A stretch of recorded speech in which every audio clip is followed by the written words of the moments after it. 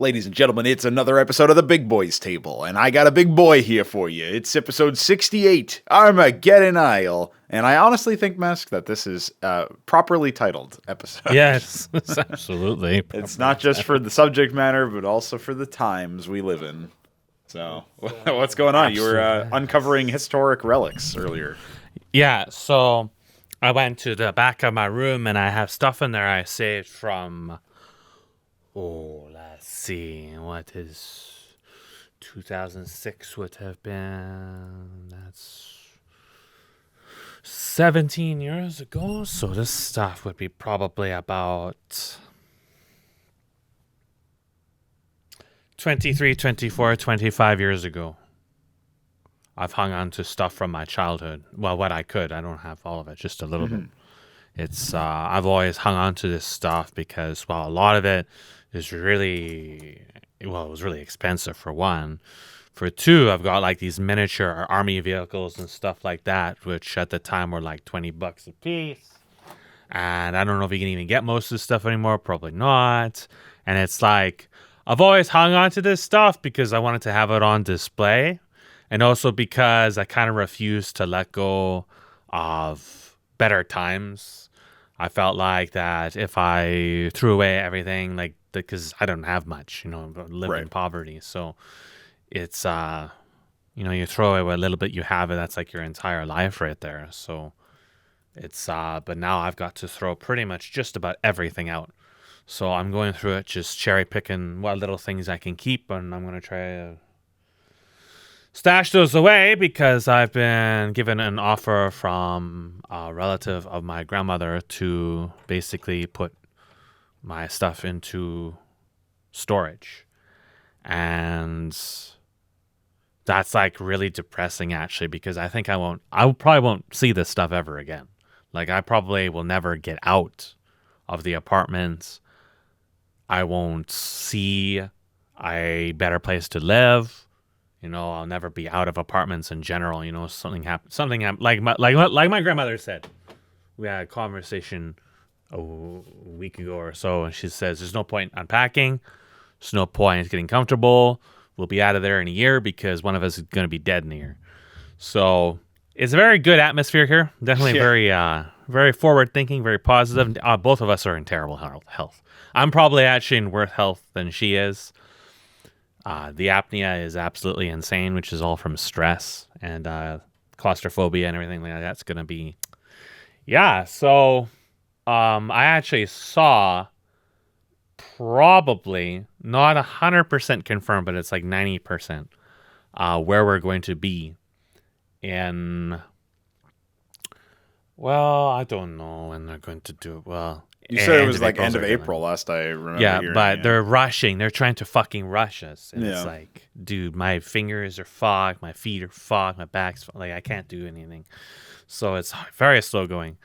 But they want to push and start trying to move stuff there, basically at the beginning of April. And it's like, I don't think we're going to be there for a while yet, but I don't know what they're doing. It's fucking chaos. It's too much for me to keep track of as I'm stressed out enough as it is. Anyways, I went there and it's tiny. It's an apartment. They're all tiny. It's tiny. It's, I was holding out that you would have a on-site storage. Right. Or that we could get a storage locker. The apartment is not really any cheaper than the house because the rent in Canada is absolutely fucking insane everywhere you go, regardless of what area it is. So renting storage is out of the question for sure. That costs way too much money, and they don't have any on-site storage at all. So if it wasn't for this person offering to store stuff for me, I would be throwing out actually everything, literally everything except for this computer, because there is no room for anything. I have a lot of really expensive shit. Well, expensive by my margins, but it's probably, I would say, probably close to $5,000, $6,000 worth of model dragons, model eagles, these things I've got here, and just like miscellaneous stuff, like like the game consoles and things like that I haven't even unpacked for the most part. And yeah, I was looking at just having to throw every single one of those out There was like, I'm not doing the whole selling thing either. There's no time. I don't want to deal with people. The whole process is annoying as fuck. I've been dealing with that for the last year and a half, off and on. And it's that I told you about that to some extent. I think it's been a horrible experience. So yeah. Yeah, well, the people on like, wherever you're getting, I know a couple of people who sell a lot of shit through Facebook Marketplace, and it's just like, yeah, let me put this up, and then you're just gonna like dick me around basically for about, I'll can you take it to my place instead of like or whatever, like crazy shit. It's fucking. I like the Chinese guy that came over to buy a pressure washer. And he's like, I brought no money. See you in 15 minutes. I was standing there for like over a fucking hour before he finally shows up. Like, holy shit. Show some fucking respect. Yeah. Like, nobody will ever phone you if they have a delay or they decide not to come or whatever. They'll never tell you that. And nobody is on time. Those are two consistents, at least with my experience here in Canada. And it doesn't matter like if they're Chinese, East Indian, white, whatever. Only the white men, and not all of them, only some of them, have been courteous enough to actually try to be on time or at least tell me when they're going to be late. The vast majority of them have been really bad. The white women are probably the worst, to be honest with you, the Karens. I've run into a couple of Karens. They do exist, and my God. Canadians are like apparently incapable of finding directions, and if they have GPS, they will just follow it off a fucking bridge. Like, the meme is real. And like, this house is on an area where it's facing kind of the wrong street, but because it's a cul-de-sac, and people's GPS would lead them into the cul-de-sac, and then they can't like open their eyes and look around and follow numbers. They will just sit there. You know how like an ant colony, when an ant colony loses its queen, all the workers kind of just go brain dead because they don't have the pheromones to tell them what to do anymore. Yeah, that's drivers in this country. Like, holy shit.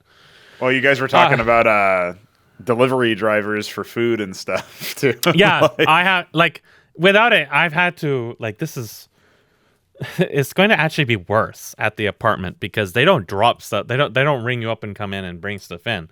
They just leave stuff outside where anybody can come and take it. Yep. While we were there was this big box from, I was told it was like pre-made meals. And that shit's expensive as fuck. Oh, yeah. And the box is just sitting there. Like, anybody can come and take it. Yeah. There's nothing is stopping. There's no security guard or gate or anything. It's just right out the door. Walk up, take it, walk away. Or someone can come out of the apartment, take it, and go in. Yeah. Like, there's not like they have a check-in or a deposit or something there. So, that's going to be bad. I'm looking forward to that. Not because we had to order all of our food.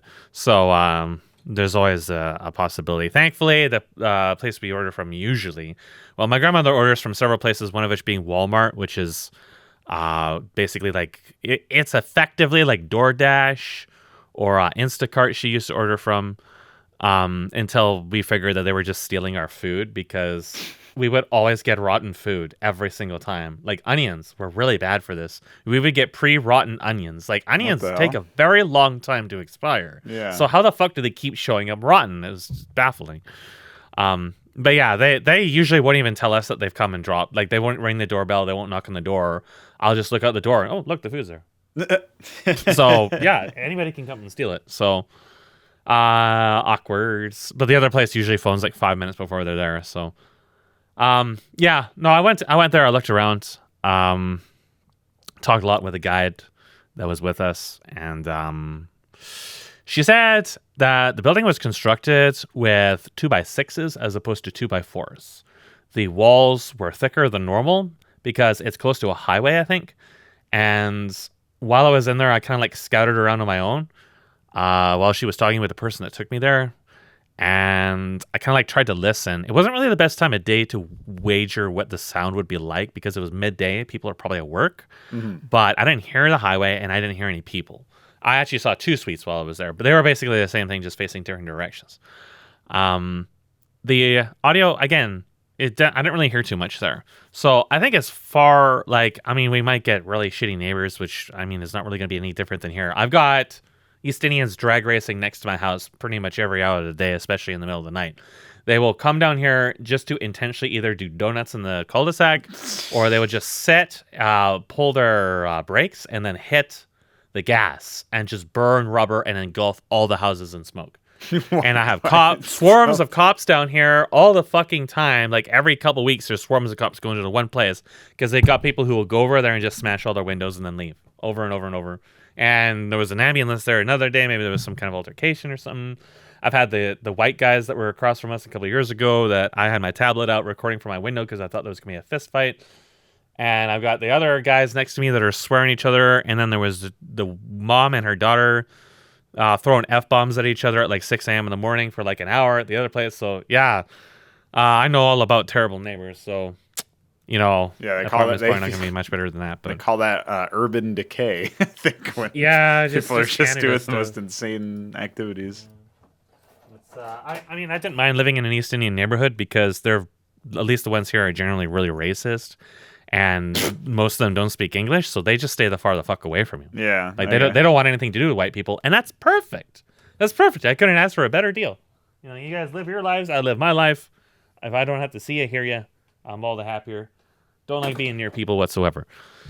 Aside from the space, it is possible I can do some kind of casting. I will have a better idea when I'm there what the general ambient noise is like, because then I can wager what my output would be like. Mm-hmm. I won't be able to do my normal casting. I'm going to have to adopt a style of casting. I've never done that before. My casting is just me. It is just that random because my mood is just that bad. There's high points and low points, with the high points being very high. And that's what we want to avoid because, I think my voice carries a lot. I have a loud voice. And I'm on the ground level. The apartment will be on the ground level, so that's an improvement, but you've got people on all sides of you otherwise. Right. It's packed like sardines. So I'm kind of back in where I was in 2014, where I'm looking at solutions for acoustics and acoustic treatments without being able to mount anything to the walls or the ceiling. Yeah, you were talking about wanting to soundproof the place or sound treat the place, just to the point where you can maybe muffle some of your output, but also get a better recording environment. I think you said there's not going to be much furniture in the spot, right? No, we had to throw out pretty much every single piece of furniture we have. We've already thrown about half of it out, and we're going to be throwing out pretty much every single thing except for the beds and maybe an end table or two. I'm going to try to hang on to my small shelf here, because I'm probably going to need that. And I got a table where my coffee machine was on. I'm going to have to get rid of the coffee machine, for example. That's how tight the space is going to be. What the hell? No coffee? Well, there's a coffee machine upstairs. I had one down here. I had a Keurig machine down here, actually. That's going to have to pretty be thrown pricey up. usually, isn't it? Yeah, I don't like. They got that some years ago. I think it was like $100 or something like that. So, but the coffee itself is really expensive. Yes, yeah. Very unfortunate. Very, very sad tale is I had a lot of really good coffee that I had been given for Christmas for that machine back at the end of 2019. But that's when Snowball had her incident, and then everything started really going terminal for everybody very fast. And because of how insane life picked up at that point, I never really got to that coffee. It expired in 2021. And even the sealed stuff was no good to drink. So that was probably about $100 of coffee I had to throw out. So that was the good stuff, too. That was really bad. So, yeah, it's just been a horrible fucking mess. The apartment is going to be a real shit show. Dealing psychologically in particular is going to be bad. I know it's going to be bad for my grandmother. It's just going to be a real mess. But as far as apartments are concerned, I think it's probably the better of the deals. And it was, the houses looked pretty good. And the guides were all, fairly friendly and everything like that. I didn't really have any too bad vibes from any of that. The stove was new and different. It had like a flat top on it and didn't have visible burners.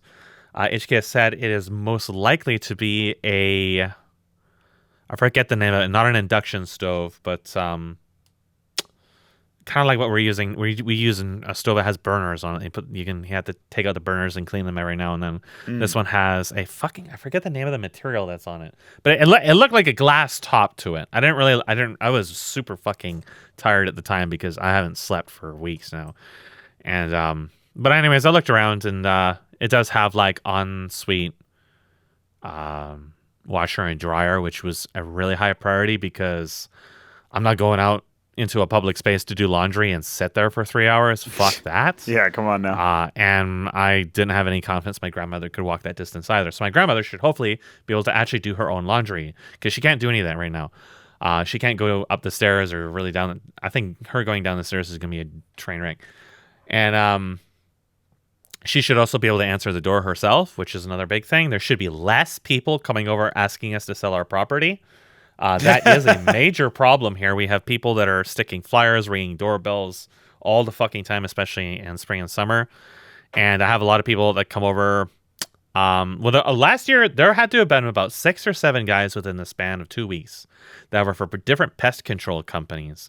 And I really wanted to take one of them. I just didn't have the money, and I know the landlord wouldn't pay for it, given their gut reflex to deal with a basketball-sized wasp nest a couple of years ago was to scrape it off the side of the house with a shovel.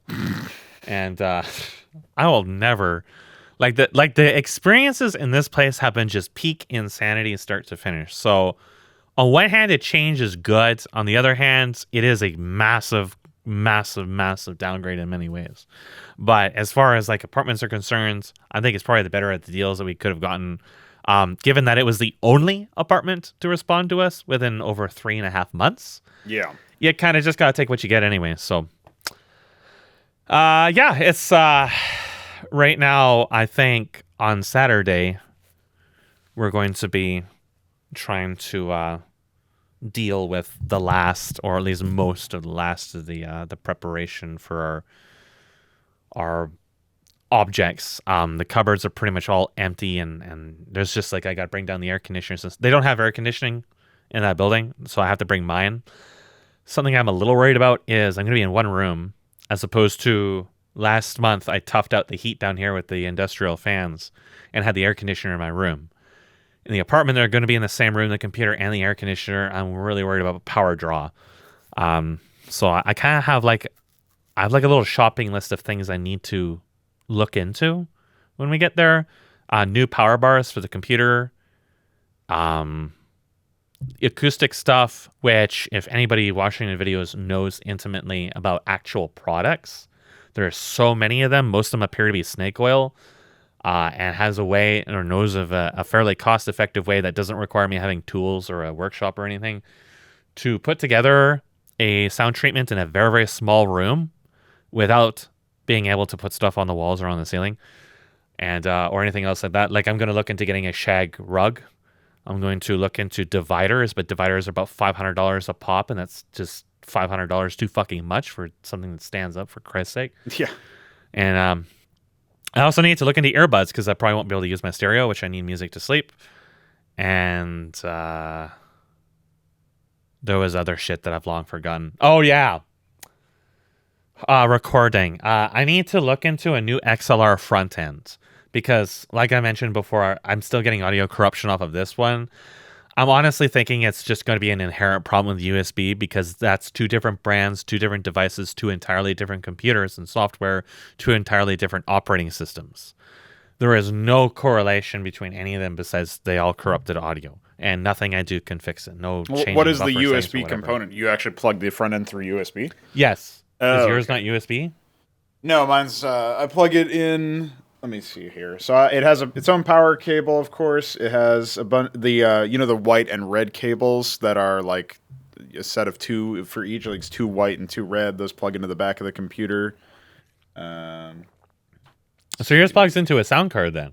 Yeah, I believe it plugs directly into my motherboard. So okay. Yeah, yours is really different then. Yeah, mine have been 2 USB. Focusrite 2 and 2 Scarlett Solo. Actually, I don't know if it was a 2 and 2, but it was a Scarlett Solo of some build. And this one is the M Audio Air 1926. So both of those companies are on my shit list now because Scarlett Solo's drivers are terrible. The problems that I'm talking about with the corruption is actually very well documented and stretches on for years and years and years and years, and there's never been any even response from the manufacturer I've been able to find. The Air didn't have a lot of reports about that, but I really do think it's just like it could be just like an operating system level. Like Windows 10 is not really that much different than Windows 7. It's just kind of gentrified. And like both of them are USB, and that's just is kind of like the thing that kind of like rubs me the wrong way. It's like these are not independent power. They're actually pulling phantom power off of a USB slot, which that is surprising for people who aren't aware of that. But yeah, a USB slots can provide a lot of power, but that also like USBs can be really finicky too. So I kind of want to try to cut to the chase and either get something like what you've got or get a PCI based one or something like that. I haven't looked into it because I don't know what my situation is going to be or if I'm even going to have any money left over after this. But yeah, I'll send you a picture that somebody has of the same exact thing that I have. And yeah, I always thought yours was USB, but I guess not. No, this one is actually. I mean, I don't know what whether this website. Neither. I'm actually using my reverb shield is actually from that manufacturer. Yeah, that I bought that for about $50-$60. It's about $120 now. Yeah, I don't know what's up with that. Like the fact that's crazy shit. This one is okay. I see this is sold already, and it's also used anyway. But yeah, so I don't know if it's possible to find this anywhere because I couldn't find it. I think it's on Amazon. Okay, you might have it. I've seen it on Amazon. But yeah, for sure. This thing is served me pretty well. I did purchase I can't remember. It wasn't a Go XLR, but it was some sort of like. It was supposed to be a better front end anyway, which was also not USB, and it just didn't even fucking work. So I was just like, all right, well, back to this and return that one. Because back when I had a little bit more money from my tax return, I was a few years back now. I was messing around with like, what can I do for upgrades, and just figured, I'll try that. But that was also when I tried my first wireless mouse, which I do not recommend.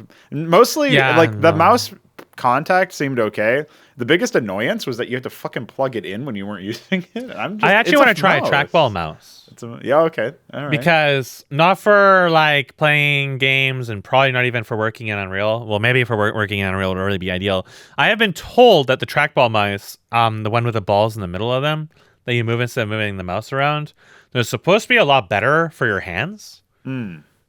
I don't know that. They're kind of cheap. I can get one for probably like $20-$30. But the idea that it would be that expensive is so silly to me. I know that is technically cheap, but the idea, it's like you have to spend this much money to even see if this is even a viable, like if there's even truth to that claim. I don't know too much about it, but because like I was saying before, my hands are getting really bad, especially with having to do the move and stuff. Yeah, and that's the other benefit of the apartment is I won't have to deal with the yard work anymore. And that was, I mean, on one hand, it's going to be kind of bad because the only thing that's probably kept me alive this long is running up and down the stairs every 5 to 10 minutes to do trivial things for my grandmother. And then the very, very, very extensive yard work that has just, I live an extremely sedentary lifestyle otherwise. And now that's going to be, I'm probably going to have to do more for her. But the yard work's going to be gone. So probably going to see my health probably really sharply decline. But that's fine. It is what it is. Well, the good news is that, I mean, it's going to take some adaptation and shit. So there's going to be a period of adjustment no matter what. But if you can, like, I know this is an optimistic take, but if once you actually complete the move, it actually does get less insane, like more shit does not continue to stack up, then you could actually look towards, maybe you'll have the mental space to, for one, sleep better, for another, like, instead of being forced into doing whatever physical activity, you can actually go find something that is pleasant. Maybe, for example, I know that the air quality in your current spot is pretty shit from what what you were saying. Yeah. Maybe it's better over there. You can actually go take a walk or something. I don't know. There's like shit like that. Even if it's just a 5-minute excursion can be enough to at least get like something that people don't know that more people should know is if you have direct contact with the sun on your skin, it actually helps you like, for one, if you do it in the morning, it helps you sleep because it regulates like the internal clocks in each one of your cells, is my understanding of it. Not a scientist, but whatever. And because of that, getting that contact early on is actually super useful for like letting your body know, okay, it's morning, I should be awake. And then like, roughly, 16 hours from now or whatever is when it's going to be no longer morning. And then if you can, that's another reason why if you stay away from like extreme light sources in the evening, it will also help you sleep. Although I don't know to what degree the Like some people think that like blue light from computers like kills your eyes or something. It doesn't. It's from my understanding of that as well is that if the blue light will simulate the sunlight that you or the natural light you would get in the sun and therefore keep you awake longer. Which is why some people recommend using like a blue light filter, which if you're ever doing color sensitive work is actually really hard to figure out. But aside from that, it ends up being work. Yeah. In my experience, it has ended up being positive. But all of that to say, there's like, you can start to open up a bunch of different doors that might lead to you actually feeling better on a day-to-day basis. Once you have the ability to not be like, when you're not spending all of your mental energy on fucking nonsense and like insanity. Yeah, like normally, like this may even happen before I move out. The ants will be coming out soon.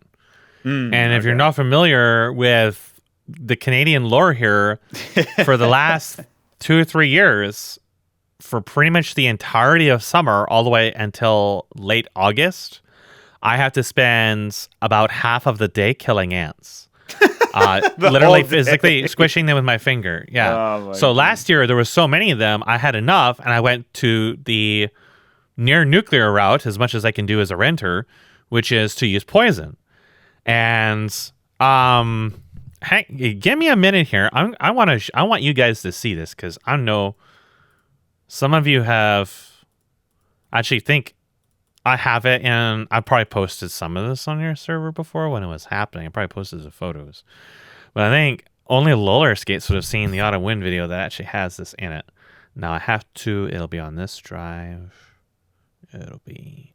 See, this is when I discovered how extensive the ant situation really is. When I was like, where the fuck do these guys keep coming from? Well, they're coming from 2 different spots in front of the bathroom.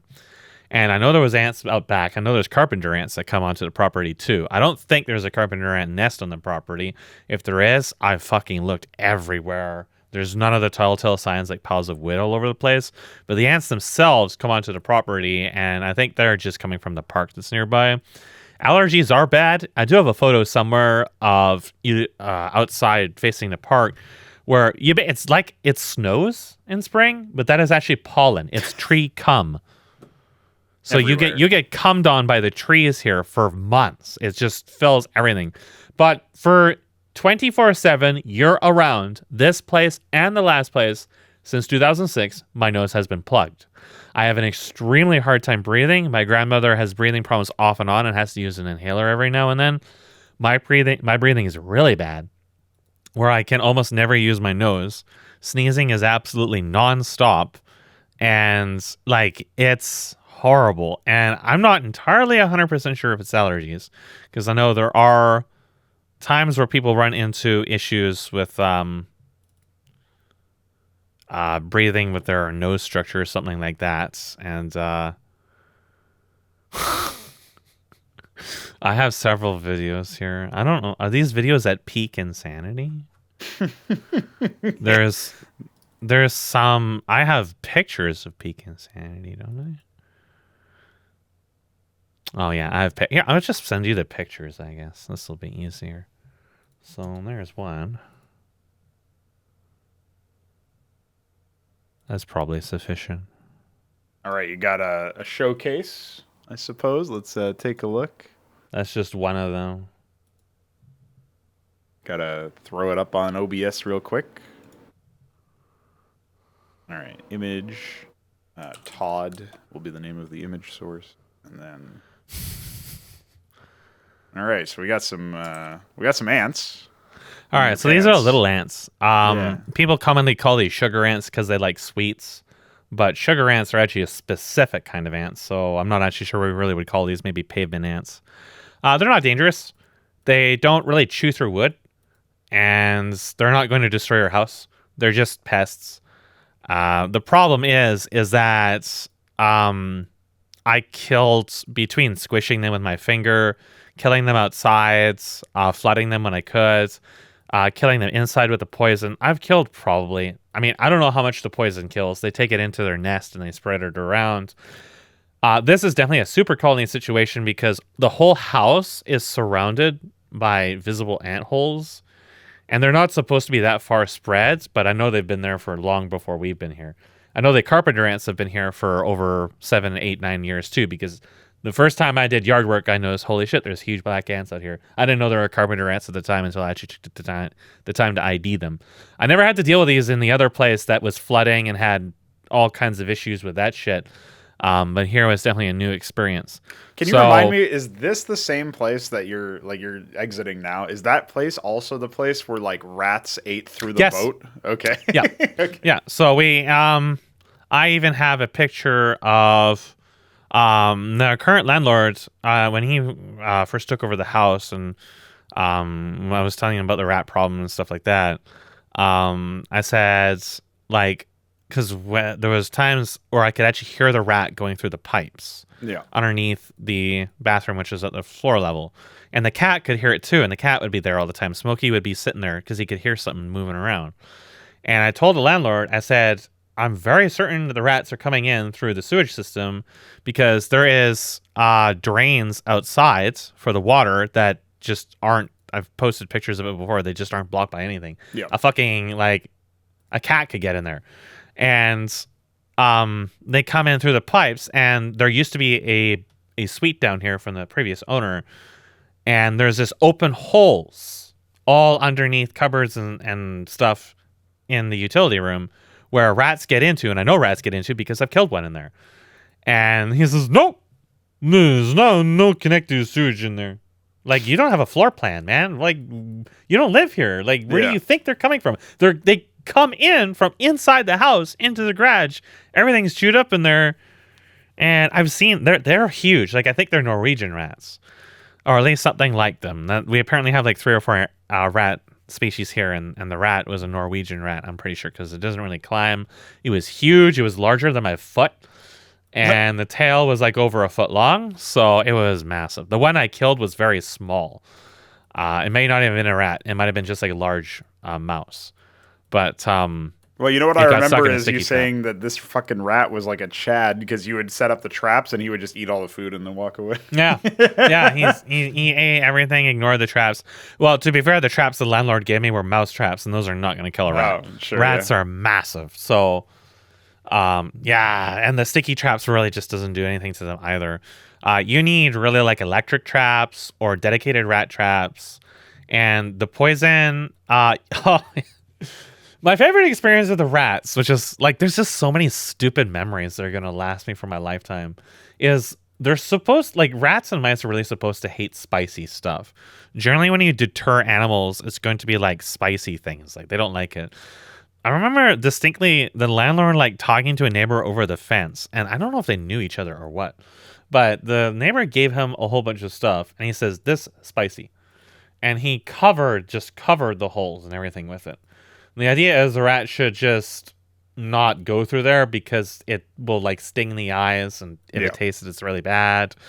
The rat ate it all. So I distinctly remember hearing it and seeing it coming in and out, and this like the stuff just gradually disappeared, and now there is not a trace left there anymore. So it also ignored all the rat poison that was put there.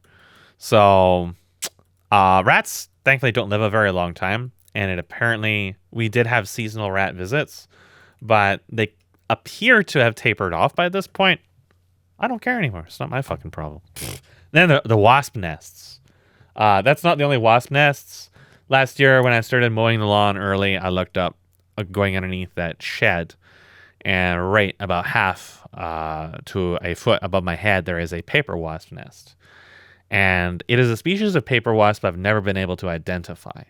They're black and yellow, and they're new. And I know they live in the neighbor's tree, and because I see them flying up in there, and they come down. And paper wasps aren't as bad as yellow jackets. They're generally not as aggressive, but their sting is still really bad. When you have heart problems and issues like that, like I do, you probably don't want to be caught in a hyper stressful situation where you're getting attacked by 100+ wasps. And we know someone whose husband has died to wasps. He stepped on an underground colony. His wife came out one day and just found him down on the ground.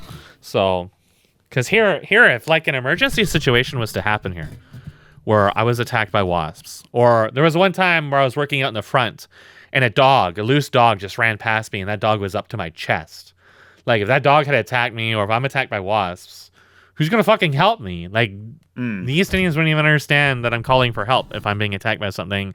Like, it's a long distance to get to any of those places to back inside, and wasps chase forever, and like, really just awful situations to be in. And yeah, it definitely will be nice to be free of most of those. The property will be owned by a business as opposed to an individual, and I've always been told to go to properties that are owned by businesses because they generally aren't going to defer to really stupid, abstract MacGyver ways of dealing with these kinds of things because they have so many clients and it really is bad for their reputation, as opposed to a single landlord who can say if you don't like it, move. So hopefully I won't have to deal with that kind of stuff ever again. Yeah, I mean, that's probably the biggest silver lining of the whole ordeal beyond what I was talking about earlier, where maybe it'll just cool down. But like the fact that you don't have to worry about the same level of just personal, like if you don't have a personal connection or like a good relationship with the individual, I can see where if somebody has like if they're really tight with their landlord or whatever, then maybe that's where it makes sense for like, oh yeah, definitely, like it's fine to be with a individual person instead of like renting from a business or whatever. But otherwise, yeah, I think you kind of want to go the route where they're like, more likely to be held legally accountable for shit and stuff. So the fact that that's like not, I don't know, the stories have definitely been insane. And so if they can get less insane, so you can, like I say this before as well, it's like if there's going to be insanity, I would prefer for it to be like from the stuff I'm making, like if I can make some insane shit, that's one thing. But if it's just happening around me, I mean, maybe it's funny in retrospect, but like in the moment, it's definitely not pleasant. So yeah, when you guys watch the videos for Apex X, like for the first voyage, you gotta keep in mind, in first voyage, the bulk of the work you see in those was made between me going to the hospital and dealing with ants and dealing with all this other shit. Like that bulk of that work is built during times of just complete insanity. Yes, just absolute madness. So it would be nice to have, this 10 years of hell finally be over and see a more mellow arc. Hopefully people's health doesn't get any worse. That's really going to be the main concern coming in this, is the mental and physical health of me and my grandmother is going to take a big hit from this. But, hopefully it doesn't get too much worse than it already is. And hopefully the claustrophobia doesn't bother us too much. Like, I feel like if it was just me in this space, it might be manageable. But since there's going to be two people in a very small space, I have a feeling that it like, you could enter a really toxic kind of like culture going on with that. So it's like for example, the kitchen, for example, you can't even fit two people into it. It's a galley kitchen and it's really tiny. And I know she's going to hate that. I can probably manage with it, but it's going to be like, I'm probably going to have to do all the cooking from now on. So, it like, that's probably still, when you look at these equations as pros and cons, it's probably still better pros overall. It's going to be really coming down to how I can manage recording, because I really don't want to let recording go. Like HK has said, you didn't do too much in 2022 anyways. And it's like, yeah, it's been regrettable, but it's also because I lost half of my work and everything else has been too insane. So, last 3.5 months, I've not done too much because the stress has been so bad, but I have done work on Apex X and I have tried to keep that going. I've still been doing my Epic 7 Guild Wars recordings every second weekday, trying not to forget, what it's like to do casting. So, when something happens, I can jump into it again. Probably going to have to do major lots of big boy thinking time. Yes. And planning, and probably some labor to actually set up that environment and make it fairly actually safe and usable. Because in this environment behind me, I have really thick cloth curtains, and the roof above me is like this pocketed, not really foam, but kind of like a very light material, the kind you see in an office building. It's a very non-standard ceiling. Mm-hmm. And so that means I didn't really have to do treatment to it. There's some reverb now, especially since I moved most of the stuff out of the room. but it's definitely nothing like, say, the last place where I had a bathroom behind me and there was the shiny door and I didn't have any soundproofing of any kind, and it was just like standard curtains and everything like that. There's a huge difference in recording quality. Like Retribution was recorded with the Blue Yeti, and that's quite a sensitive microphone no matter what setting you have it on. Yes, and just with a reverb shield, it killed all sound. It was just professional quality. And in the new environment, it's just more standard stuff, and it's going to be struggle to deal with. So we'll have to try to figure out some strategy for that before I really get into major. But I think we will probably be able to do like Big Boys Table. I'll probably be able to jump back into CMBW casting. I don't see why I couldn't do that. I would like to try to get sleep managed, because obviously I won't be able to, like, normally I do all recording at night. Well, I'm not going to be able to do that now. So recording in general could be more hectic with more interruptions, but hopefully my grandmother won't be too much of a pain in the ass. It's a bit of an eyes on the future situation. You were joking earlier saying, it's very forward thinking, almost sarcastically. But I still feel like, again, I'm ever the optimist of the two. Obviously, all this shit is not happening directly to me, so that helps. But, I could still see some magic happen where this is the redemption arc, so to speak, of all the stupid shit. You can only hope, right? Yeah. Like, you can only just keep putting one foot in front of the other and just keep going on, right? And it's, I've made peace with my life. I've done pretty much everything I wanted to try to do that was within my power to attempt to do. Most of it didn't work out. Well, at least I put in the effort, right? Like, I could die today. I would be content with that. The cats have unfortunately died, but that was the big thing that kept me going, was the cats. They've moved on. I don't have any attachment to really anything else. So if something happens, then I'm at peace with that. So, it would be nice to come back after a month or two and say, hey, things worked out better than expected.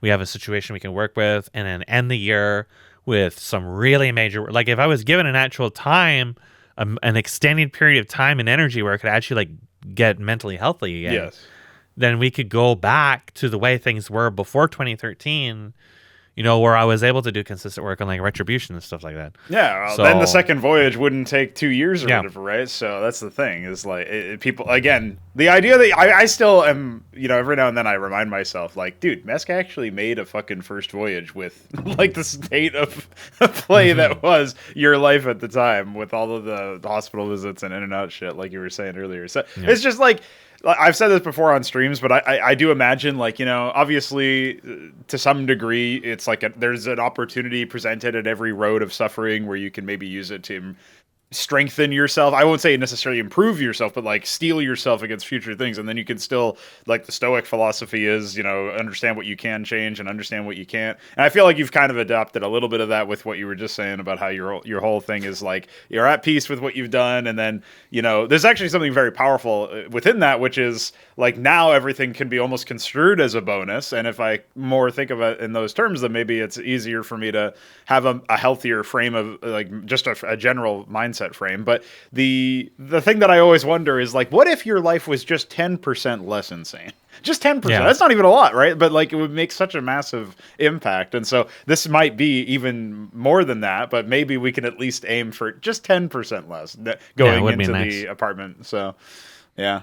With any luck. And I guess almost that's our primary topic of this episode, is actually, like, I'm challenging you to imagine that your life is actually 10% less insane, at least. And now imagine that you've also made the decision to take the plunge for, like, we've removed some of those technical limitations in the Brood War engine or whatever, and now you can actually do your RTS stuff.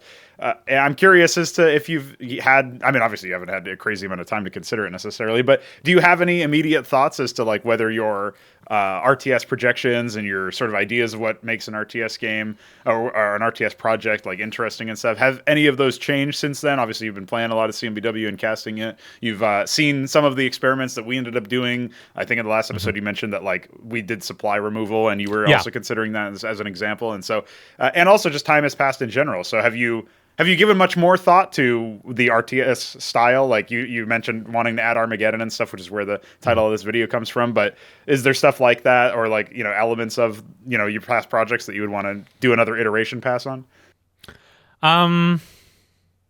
given it would have to be super long term, Mm-hmm. but I would like to do turn-based stuff again.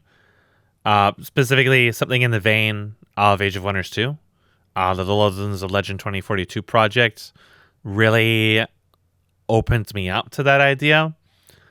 It is probably possible to do that in Unreal without a tremendous... I mean, there are template and example projects for turn-based stuff in general. All you would have to do is have a mechanism that separates the overworld from the game fighting environment. And then from there, like, once you've understand the basics, it's actually probably not honestly really that difficult to work with. But that's also like, I can't imagine even beginning to tackle something that insane when... Apex X, obviously, I'm still learning. But, like, in the late future, like, if there was a future, that's something I would most certainly consider. As I mentioned before with Apex, I wanted to make something kind of more in the vein of Dragon's Dogma than just what it currently is. With the sense that you have, like, pawns and stuff. Now, I will admit that there is the possibility that, as Apex X is an incredibly volatile project and evolves continually over time, as you saw windows of time open up, maybe you would also see a more push in that direction in general, as opposed to them being different concepts. Like I said before, one of the goals of the second voyage was to have an example companion, even if it's really simple. And I was going to do that with the robotic cat in the objective-oriented Platform 69 map, which was basically like the hardline requirement for a second voyage is to have this example concept in, because it introduces a lot of new technical stuff. As for the RTS in general, I don't think I would make a standalone RTS unless it was something like a space-based one. Again, in the vein of like Retribution or something like that. Like Five Nations? It's like I would be conflicted between 2D and 3D. Like an actual 3D, like more in the vein of like Homeworld. Right. Oh, I see. Actually using the third dimension. Yeah, actually using 3D. The problem with those, of course, is that I've already tried to do something in that vein as a machinima, and it proved I couldn't do the graphics. So I would be in a real, like, if I was to make something, it'd basically be like, can I rip graphics to make this work? I see. Okay. Or can I rely on ripped graphics and then marketplace assets like I am for Apex? So with Apex's assets, I have everything I would need to make something like Legends of Legend 2042 in the turn-based. I just use the same assets. Easy. I could even build stuff with the rippable assets I have that I otherwise can't really use in Apex too much, like, say, for example, player characters from Lineage or whatever can be recycled a lot in those because the animation requirements are way lower for those kinds of games. Yeah. But in more domestic, yes, Armageddon would be something interesting to see within CMBW. There would have to be quite a lot of mechanical conditions made for it that kind of separated a lot from existing CMBW conventions. Right. Like being able to mind control or revive Armageddon units would probably really break the game balance to the absolute absurdity. Because although I debated that Armageddon should or should not be a sort of standardized race power level with the other ones, kind of the reason why I would lean towards the concept being as it was originally was actually when we played that map. One of the last maps we played on Fraudarchy where you had the resource injections. Yes. And it was like 1v4 or 5, whatever. Yeah, it was 1 versus 4, right.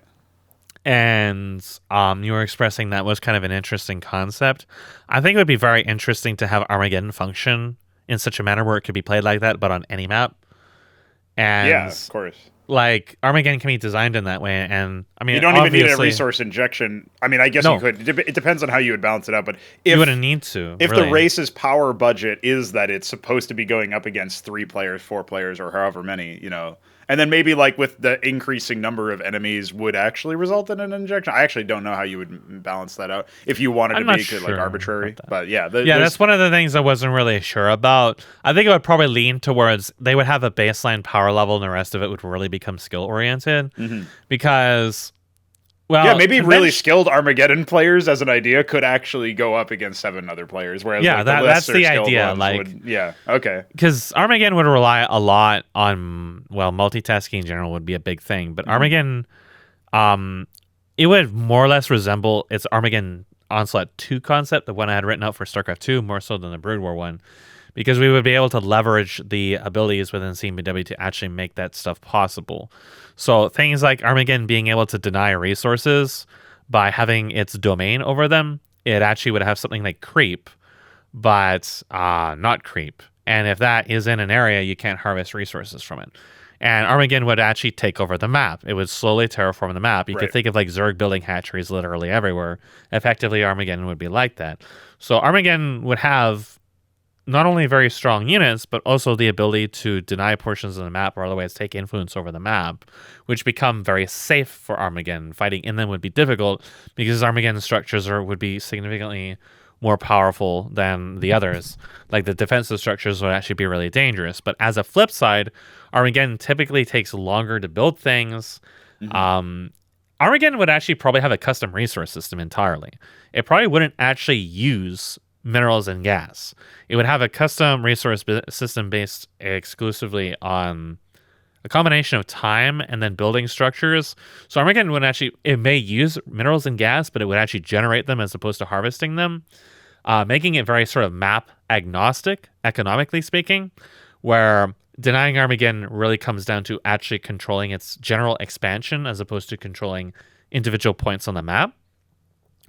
So again, this would be very challenging skill-wise because Armageddon now no longer really emphasizes controlling individual bases, but a single massive sprawling base. So you would have to have interactions between structures that are more uncommon with it than with the other races. You'd probably see something akin to pylon behavior in addition to creep behavior, but also certain interactions like the greater the distance between certain buildings, the more effectiveness they have.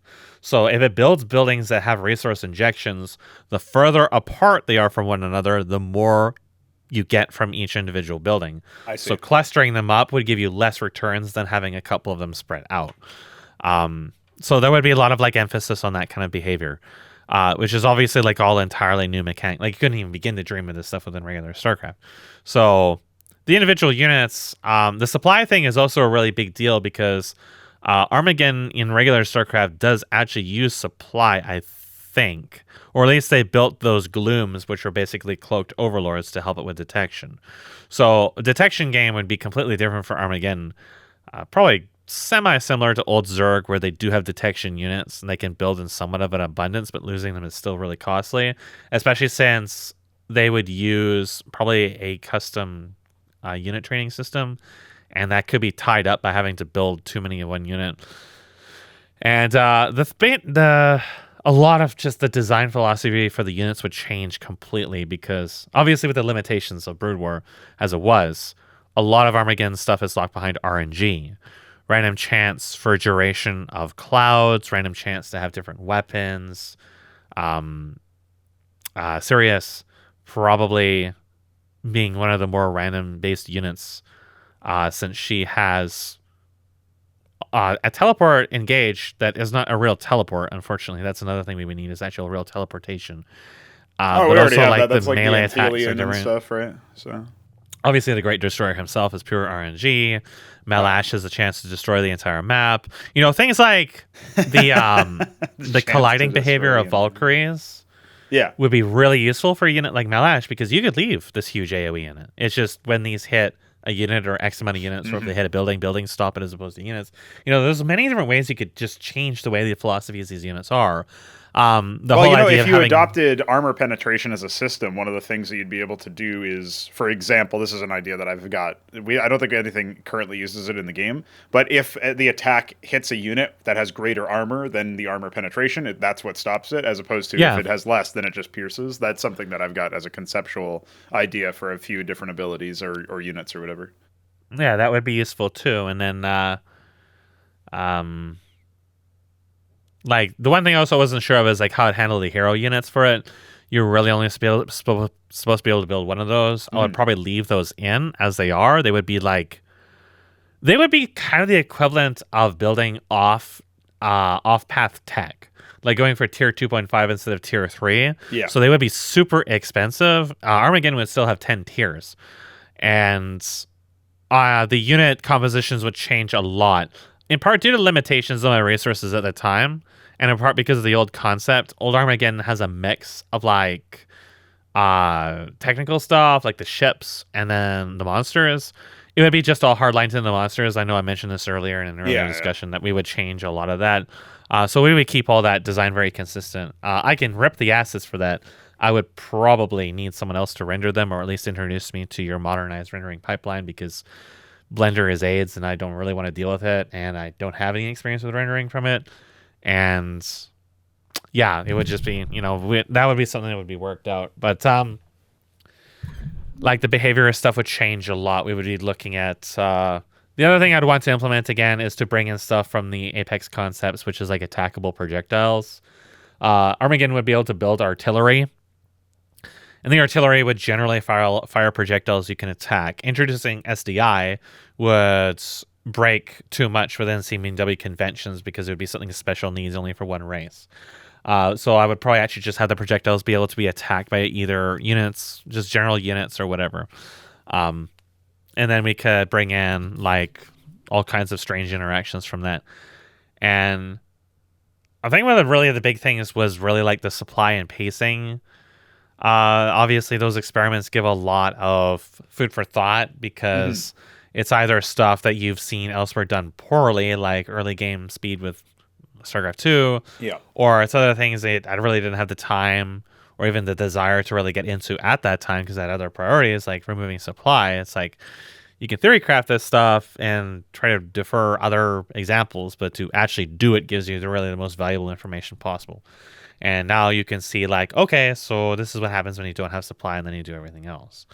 And, to integrate that into the Armageddon concept, Armageddon would play for a player so much differently than it does for the original. It would be just entirely unalike as a result of not having supply, not dealing with resource harvesting, and then having very like SimCity macro oriented stuff.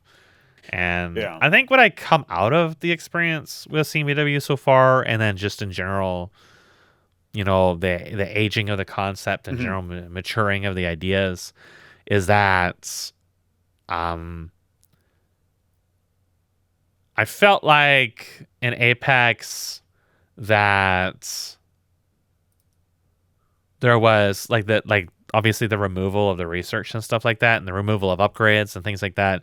Those were all kind of things I was sort of on the fence about at the time. It was like, I'm not really sure what the long-term health of the impact of this thing in the game is going to be like. Well, CMBW kind of defers all that research I would have done to itself. Right. You guys kind of like took up the torch of those ideas and then actually implemented them. And they all turned out to be good ideas. The armor penetration was a good thing. The removal of upgrades and supply and that kind of stuff was all a good thing. They all turned out to be correct ideas. They all turned out to be positive influences. So it kind of like it put to field ideas that I had only modestly experimented with at the time and said, hey, these are all legitimate ideas.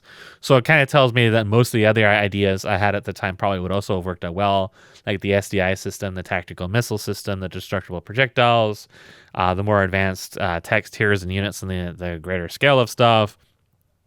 So I'm going to have like a lot of confidence in the ideas that weren't developed, and if possible, bring them into CMBW through Armageddon would have been really interesting.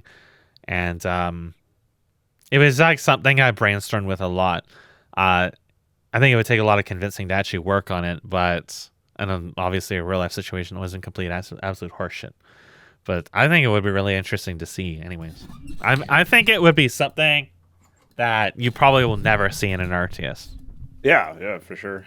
I like the idea, like it's one concept that you just never see in an RTS, especially since everybody who's trying to make an RTS game wants to make like an esport, you know what I mean? Like, let's and then they add heroes. So, of course. But like whatever they do, it's like, we really need our game to be super, like just the concept of like making sure every race can like fight every other race, right? And that's something that I believe in if you're making a competitive game. But like you can also take the angle that you're talking about where Armageddon, depending on skill, can deal like it requires multiple enemies of multiple like setups. And so it's just like their power level is higher. You could actually imagine a case where maybe that ends up being like, maybe that's something to explore for our big game that's going to have 20 regencies, because some of these are like cosmic horror type deals, and maybe that is actually the direction we go. And so like actually the only time you'll see proper 1v1, esports style play, like competitive play, will be or even 2v2 and team games and stuff. You might actually only see cases where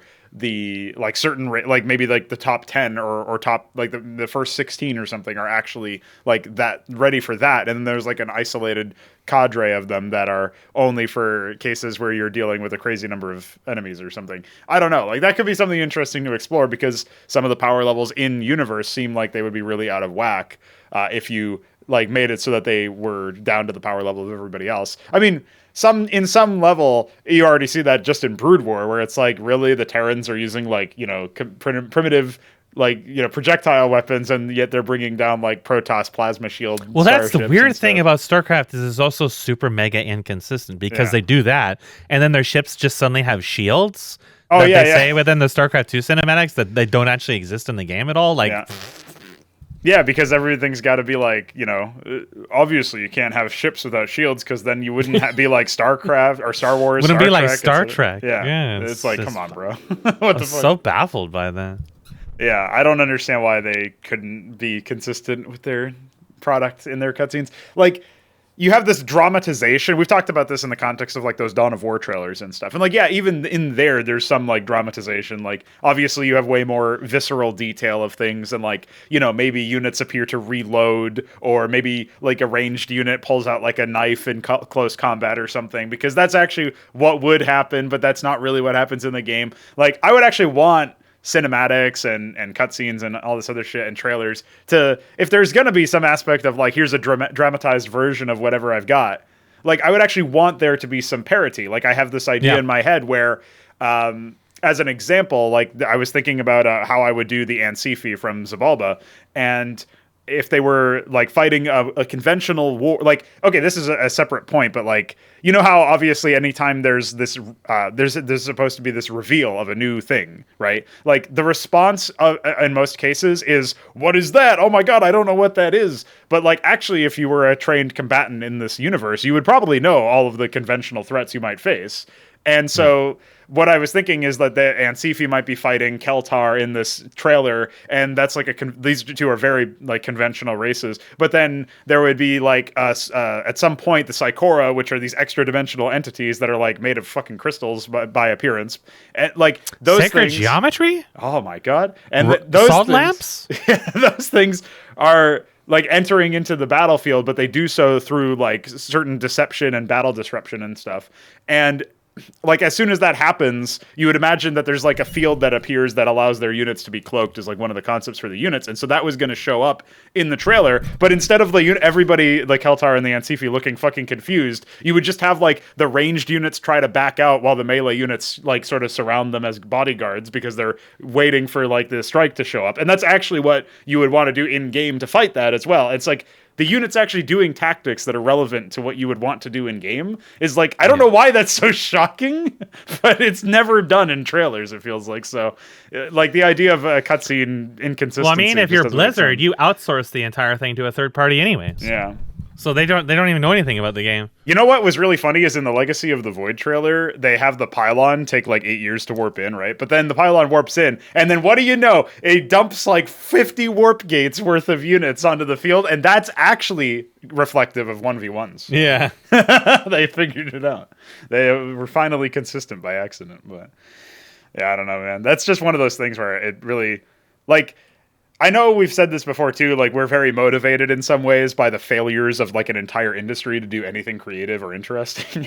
And like the fact that there's huge inconsistencies in trailers is definitely one of the things that really just... It's so like, easily avoidable. Just apply common sense. But just play the game and then like have people who are actually grounded in your game be responsible in some department. Like they don't have to be the ones necessarily animating everything for the trailer, like doing the nuts and bolts work. They but should certainly be doing the storyboarding. Yeah, certainly involve them and tell them, like, if there's an idea floated that conflicts with the premise of the story, then like or the premise of the game or whatever, then let them know, like, oh yeah, guys, don't worry, we have this carrier unit that launches interceptors. We're gonna make it glass a Terran cruiser in the opening cutscene of StarCraft 1. That's fine, right? Because that's a weapon in the game. It's like, bro, what the fuck?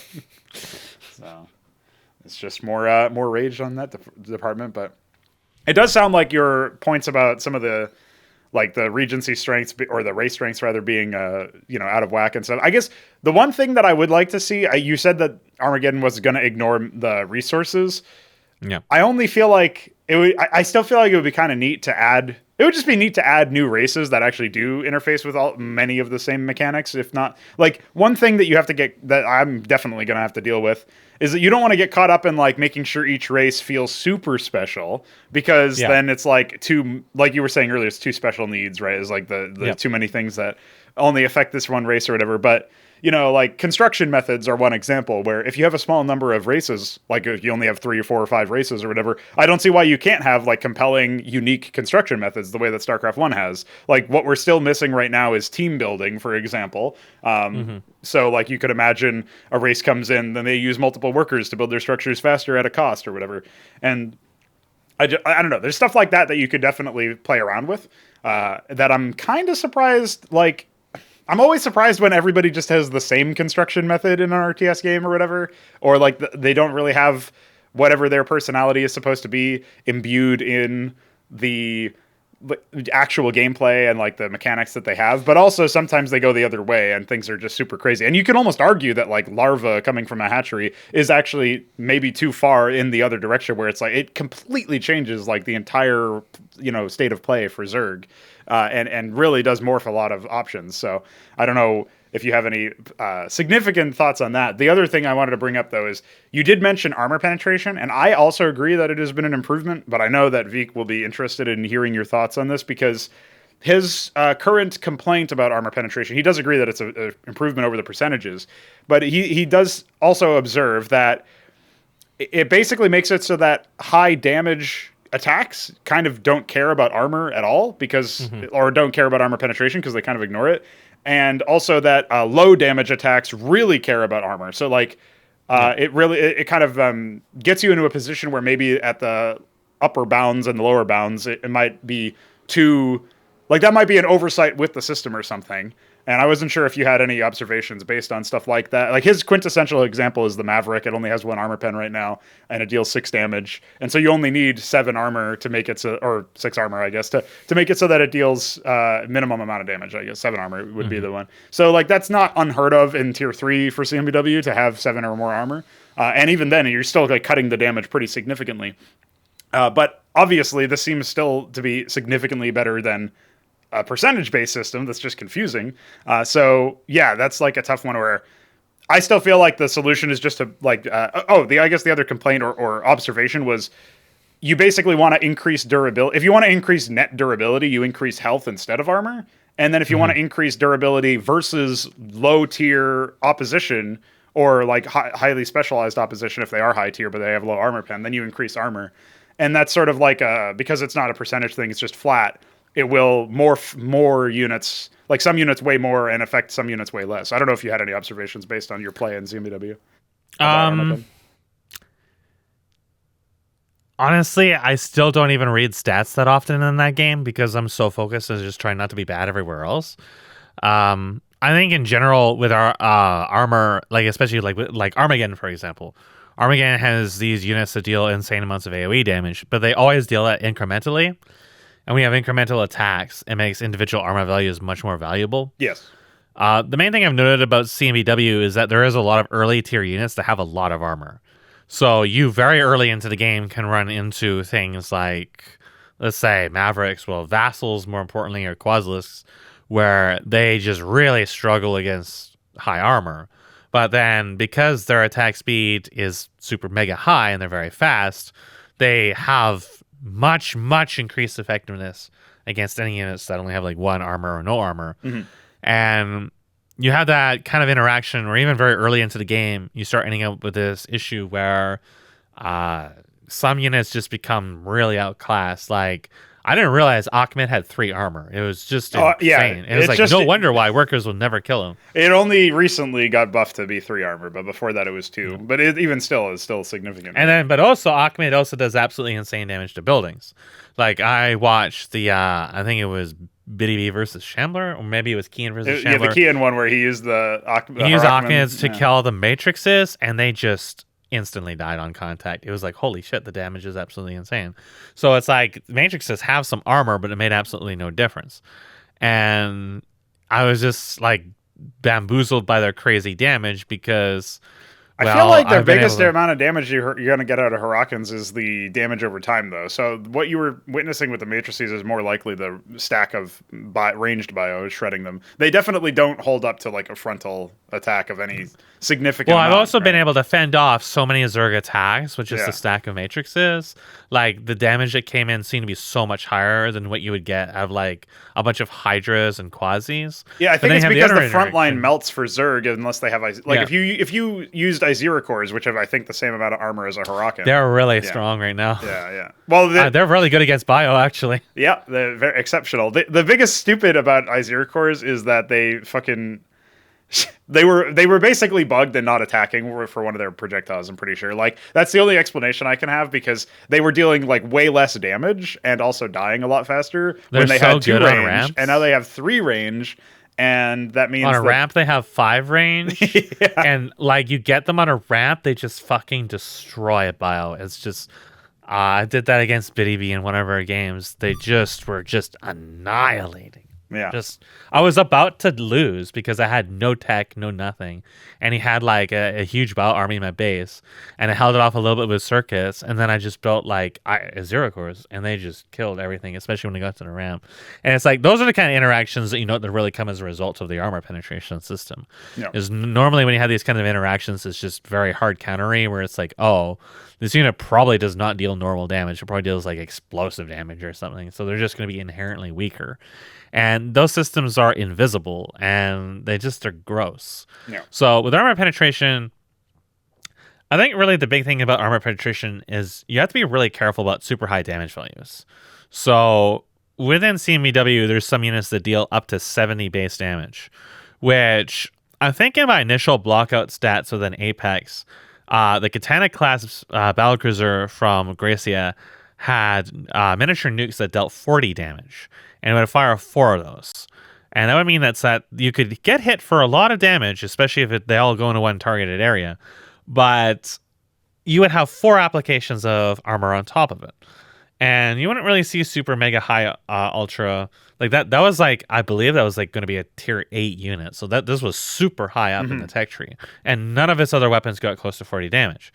So it was a case where I was very, very conservative about individual damage values and focused a lot more on how many individual attacks something did, or how many different kinds of weapons something would have. So that armor became, small armor values weren't inherently made useless just because the base damage value of something became super high. This was also the case of how I balanced Armageddon, where we had units like Malash attacking like up to 7 or 8 or even 10 times, or dealing huge amounts of AoE damage across a massive area. They did this damage through individual ticks, which each individual tick taking in armor, which meant every armor upgrade was actually mega useful in that. If you didn't get your armor upgrades, you were going to be getting destroyed by the tier 2, like the pit lords especially, where you're basically your checkpoint is, do you have armor? If you do not have armor, then their meteor shower and their shockwave is going to just destroy things. If you had armor, you could even fight them in melee, where you're going to take the most amount of ticks. So that was generally my approach to it. Unfortunately, again, Armageddon's really my sample source for that data. And that was built with upgrades in mind, where upgrades improved the armor efficiency of these low tier units. Where in CMBW, anything aside from like Ahmed or Drakidins or any of these other units that are just high armor by general, those other units like the Mavericks are never going to get these armor upgrades. They're never going to become more efficient, which means you're always going to be looking at however much damage you have versus just the one armor. Yeah, the way you can boost efficiency of lower tier units is by having armor rend units like the Autocrat or whatever, which is not until tier 3 currently, and then the armor buff, like the Azazel will buff armor in an area Yeah. around it. And so there are some cases where you can buff those stats, but it is obviously like more of the niche side, and it's just like an area of like exploring buffs and debuffs in an aura. Observance is also like an armor end, so that's another one. Like there's a couple of different things you can do specifically with Terran that will help with armor, like runaway armor values or runaway like boosting your own armor values or something like that to help like maybe actuate these lower tier units later on in the game. But the biggest problem that I've observed with the scaling is that we usually scale damage higher than or faster than we scale durability, which means as a result of that, like you're not really like the time to kill just continues to ambiently decrease, where units and armies will continue to basically melt a lot faster. And so, like I'm not really like the thing is that I'm sort of like at an arm's length holding away the idea of doing yet another like mega stat change that results in the whole game being different. But like one of the ideas that I did have was, what if we like just go through every single scale up unit and instead of like basically invert it so the damage increases as fast as durability currently increases and durability increases as fast as damage currently increases, so that like we basically flip it so that you're actually seeing durability increase more than damage overall. Some units do have that, like I think maybe certain units have like obviously the Korath would be like an outlier where it's like it has very low damage actually, but also super good armor. It's 10 armor, right? So it's like, oh shit, it has as much armor as it has damage. I think it's 10 for. But both. then in tier 3, it's like you have units with like 15 armor pen and 70 damage or whatever, and it's like 10 armor doesn't even really feel that much at tier 3 to me. It's like it's really good if like your opponent's a little behind on tech. Yeah, it's usually best for like going for something a little bit more on the like you're sort of stomping somebody who is. I think you made them cheaper than when I last used them too, so they'll be definitely more useful in that regard. Yeah. They're 300 minerals and 75 gas. I think they were 100 gas before or something. So just dropping their gas cost a bit. So armor pen is it's definitely a difficult system to balance. It's where I got a lot of my armor pen ideas from is actually World of Warcraft. Because World of Warcraft had armor penetration, and I want to say I can't remember which expansion. For the love of God, it was a long time ago. But armor penetration was something you could itemize for through gems, and it really often reached the case where armor penetration was more valuable than actual damage, especially in PvE content and PvP to some extent as well. And armor penetration was something that was like, you could itemize it for a bit, but then you would reach a point where it was also inefficient to itemize it in certain cases as well. It was kind of dependent on what class you were and what level of gear you were at and stuff like that. But you would sometimes see, I think there was like bad builds where if you went all armor penetration, it was just completely worthless.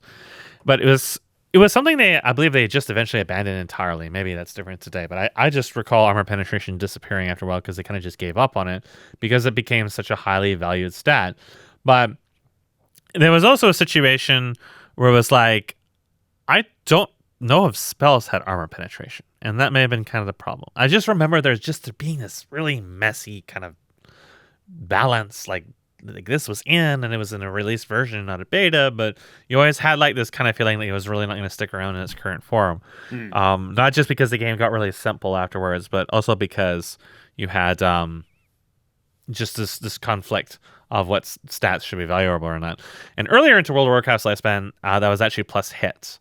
So plus hit was super valuable against raid bosses and some other stuff because raid bosses, you always had a chance to miss them or deal glancing blows. So you needed to have a certain amount of hit to avoid these. And once you got to that certain amount of hit, the hit was actually the most valuable attribute you could have. So you needed to get hit from basically anywhere you could, to the point that, say for example, warriors, which usually use plate, would actually use pieces of leather or even sometimes cloth. Anything that had plus hit on it.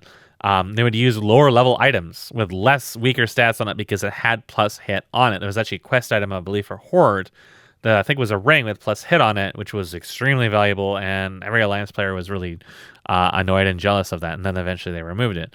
But it was also very interesting too, because it meant that the individual stats you were getting were actually really valuable. That every time you did get that plus hit, there was actual meaningful returns as a damage dealer and a tank as well to have these stats. As opposed to now, where all these games turn into massive bloat, where there is no difference between 100 of one stat or 100 of another stat, other than looking at some calculation on an Excel sheet. It doesn't really result in major changes in the way that you actually play the game. Maybe you kill the boss ever so slightly faster, but it's like big wow, the numbers are ever so slightly higher. Versus the old plus hit system, which was like, this was a super valuable stat, and when you got that +1 to it, it was great to have. And it helped you out in all parts of the game. Not just against higher level enemies where it helped you deal with some of the innate stat scaling that would go, but also against the raid bosses and stuff like that. But the armor penetration came in at the time where the stat, like these MMOs and all these RPGs, they all have this stupid obsession with exponential growth in numbers. They always have to be exponential. It's really unnecessary. That's why both World of Warcraft and Final Fantasy XIV and probably countless others, every time they do an expansion, they have to have a stat squish. They have an item level squish. They crunch down all the numbers of all the gear, all the mobs, everything in the game before the expansion to smaller numbers, and then the expansion starts exponentially increasing them again, creating this perpetual, like, stuffing your mouth full of fucking hamburgers and then swallowing them down and stuffing them in and swallowing down. It's just dumb, and they do that to try to invalidate the old gear as much as possible to force people into the expansion content, because Blizzard hated that you could take old stuff and make it useful in new content. And that whole experience really taught me a lot about how just not to approach numbers, because it was dumb as fuck.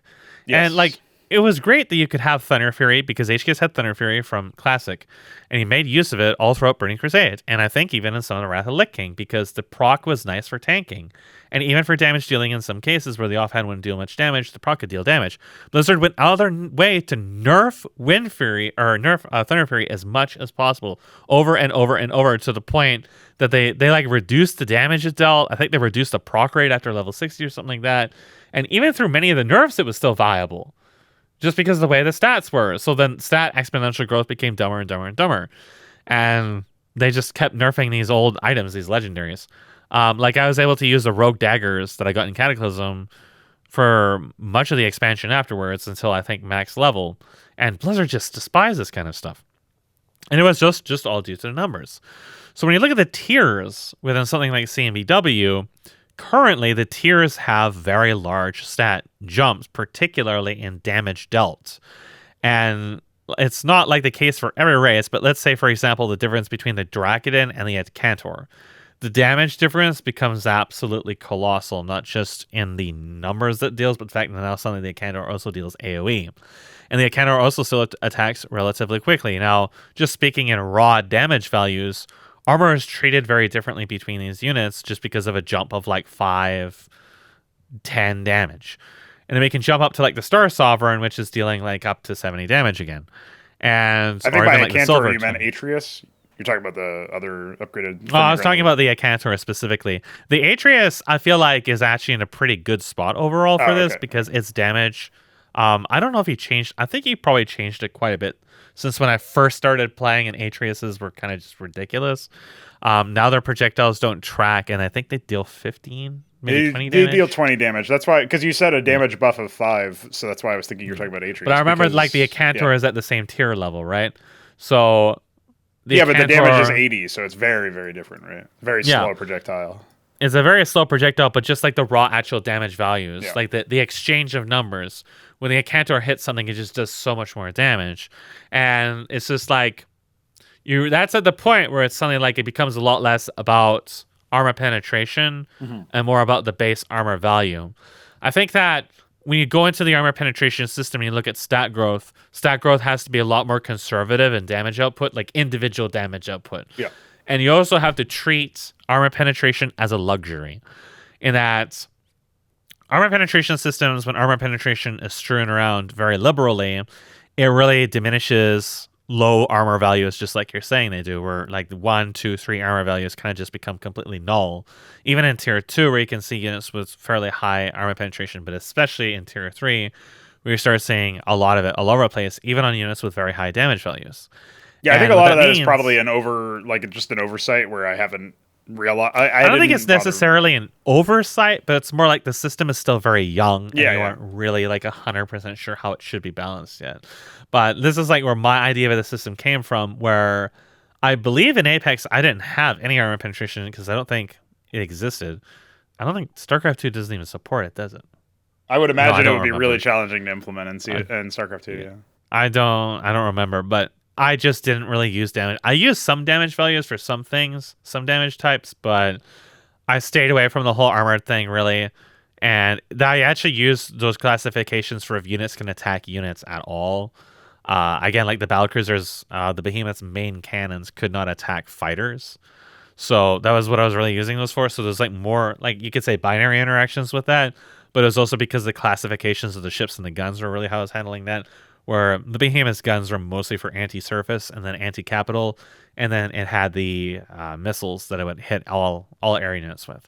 So those were very positionally dependent units. So what we would end up seeing is that I was also very conservative with armor as well. So damage values, armor were very conservative, where in higher tier units you might see like 4 or 5 armor, but their damage values may still be like only like 15, 10, sometimes 20, depending on the unit, but you had more actual weapons. So I meant that those small armor values were still very useful in certain cases, where a unit with, let's say, subjectively higher armor, say like 4, if the behemoth fires all of its guns, which it had like a volley of like 8 attacks, and they all deal like 10 damage, that's 4 armor is going to be super valuable against this, even if it's dealing like 90 total damage or something like that, that you're reducing that damage by a massive amount because you have this armor. So small armor values remain very relevant even later on, just because of the way units attack, which meant the lower tier units could still at least soak some of the damage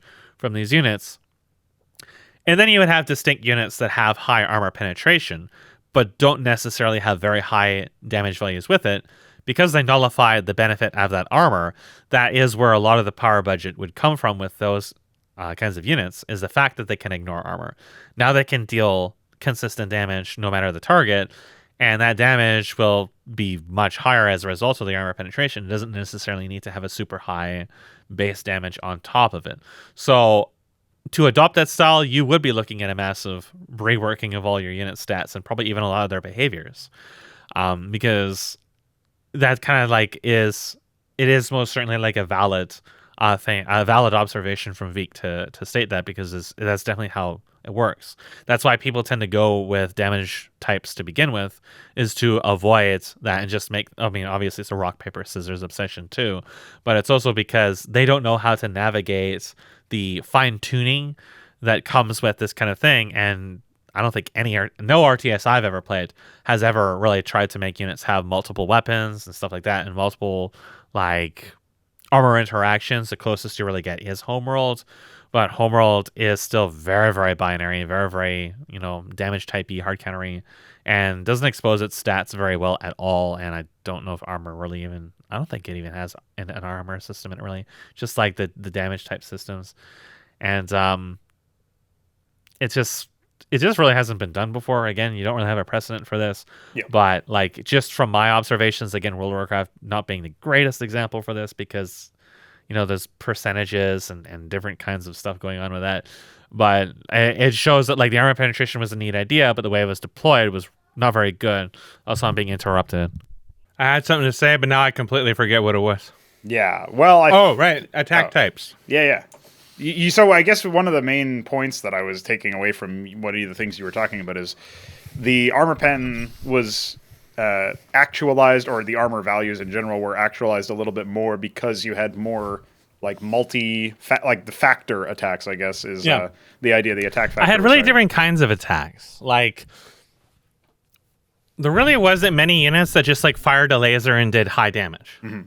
There was a lot of like different kind of attack behaviors, like delayed damage, non-tracking. incremental damage, the factor that you're talking about.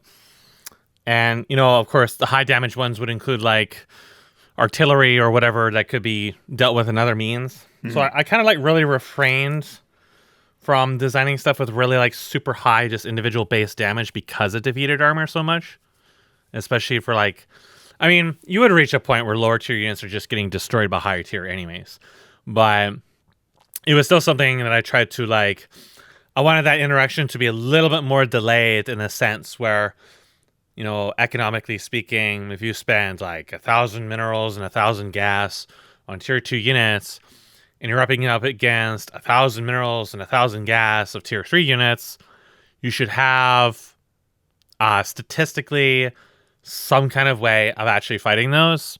And the tier 3 units would have higher utility in some respects. Like maybe they have more range, maybe they have more individual weapons, but it wouldn't be like their weapons completely defeat your armor entirely. So yeah, very conservative with armor damage values, and would-be penetration would be considered a luxury stat.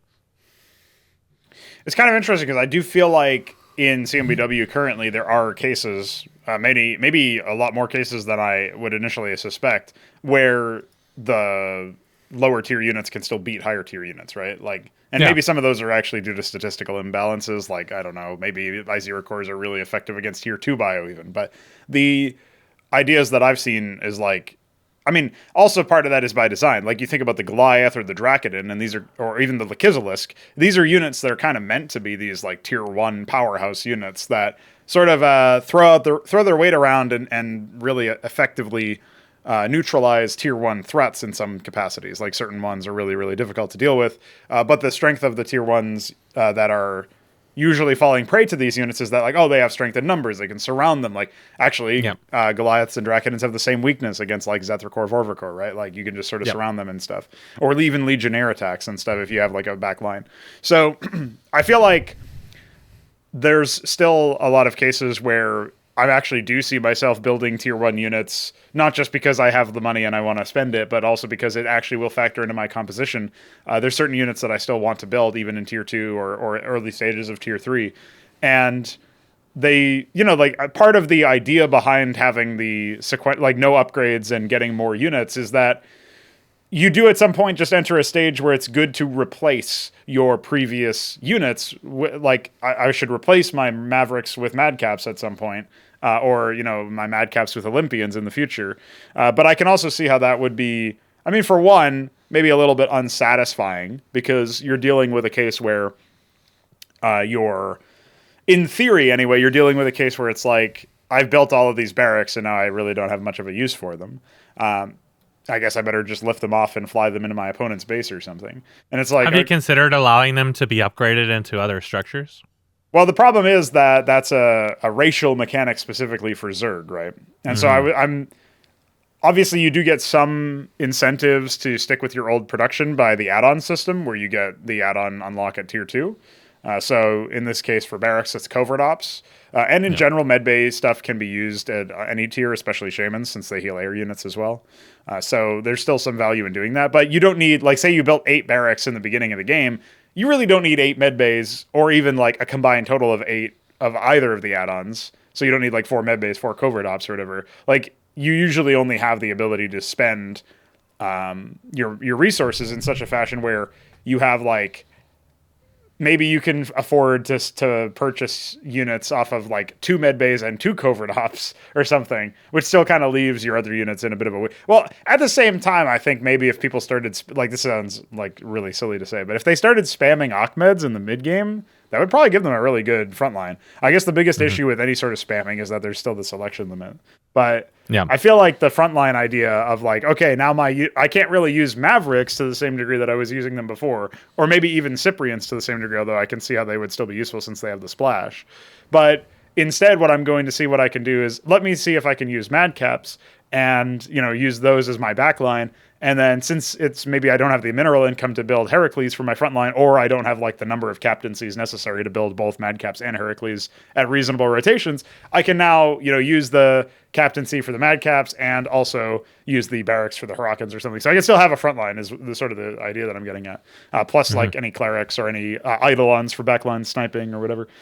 So I do feel like there's still work to be done in the compositional idea. Like one of the really beautiful things about having a really large tech tree, especially relative to the default game, not relative to where we want it to be necessarily, but relative to like most RTS games, which have like 15 units maybe per race, is like, yeah, one of the things that you get out of this game, out of this mod, is you have all of these options that might be good, and then you just don't know. Also, bless you. God damn it. I hate this shit. You got the pollen. No, got the AIDS. Got the A's. So yeah, I think there's so many compositional things you can do that are way better. Like it's just way better to have the options to explore. And maybe they don't work out, and maybe some that should work out don't work out, or whatever for whatever reason that we can tweak and balance. But I do feel like, some people. You get this a lot in this mod so far. People think, oh, that unit is useless, but really they used it in a poor context or whatever. Oh, and also maybe they just don't understand it, right? Because it's like the first time they used it. And, I feel like some units are like that. And I also feel like I'm already in that space where in Counter-Strike balancing, there were these guns that were super fucking broken for the longest time, for like 5 years, and nobody used them. And so Valve just dropped their price, and now everybody started using them and found out, oh, even if these were the old price, they would still be broken and need to be nerfed because that's how transformative they are in the gameplay. I do feel like there's probably some cases like that where it's like people...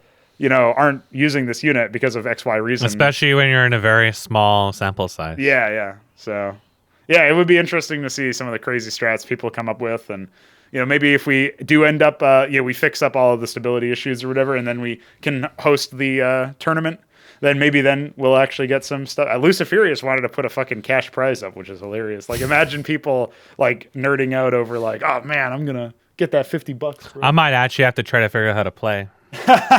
Yeah, you gotta win CMBW tournaments to fund your fucking divider purchases. Yeah, I like that. That's a good one. There you go. So there's a way out after all. But yeah, it would be interesting to see what people will come up with. You were talking about a 2v2 tournament, though.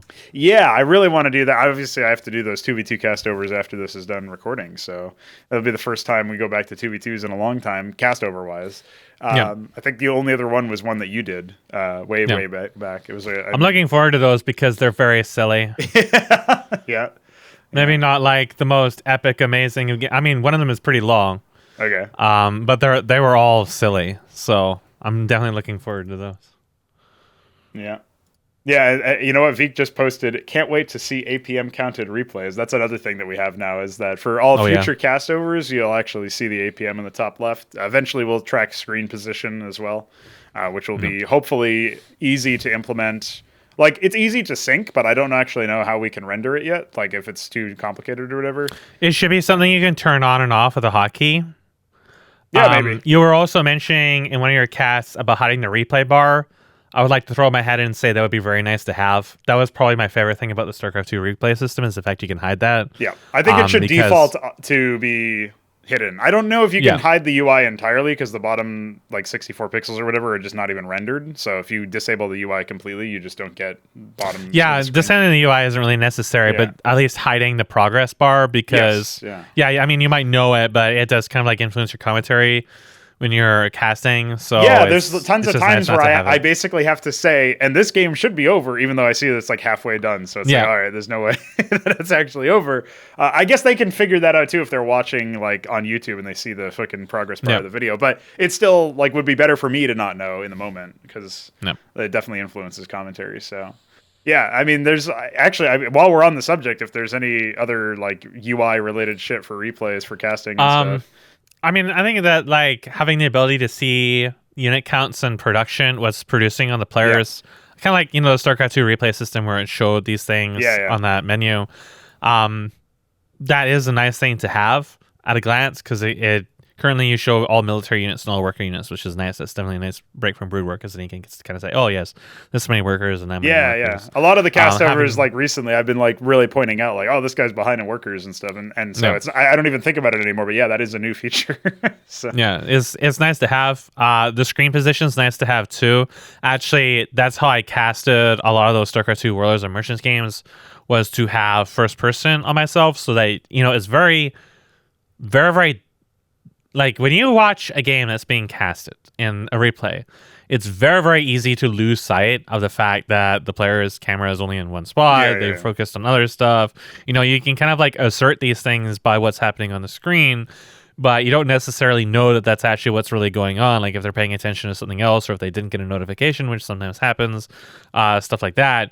That's why I found those first-person cast servers we did interesting, because that gives you way more context of like what's actually what they're doing and, going on and what they're focused on. So like that also shows like the massive skill difference too, because that's not like you can look at the APM. The APM doesn't really tell the whole story. You do a whole ton of spamming early in the game, and I don't.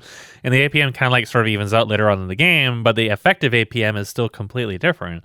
And you don't really get that by watching a replay. You have to actually see it in first person to really understand that that's where the major differences are.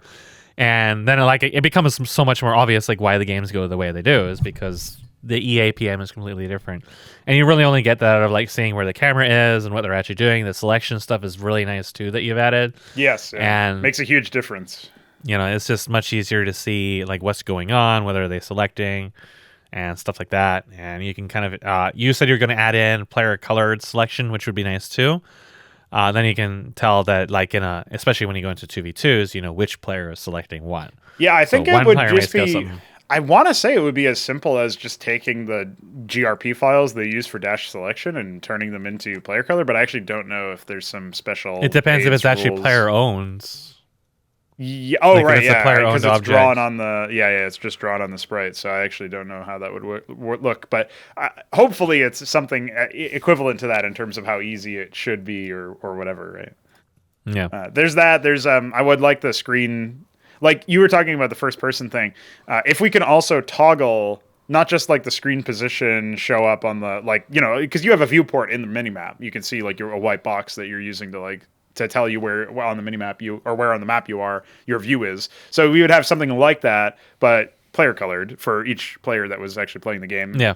And obviously it wouldn't show witnesses or whatever, right? Or whatever. But that would be one thing. And then the other thing would be like actually being able to use some sort of keyboard combination to turn on, like you actually track them and like echo their screen position to see like during the fight or whatever what they're that might be useful. That's what I mean is the first person is following their camera around.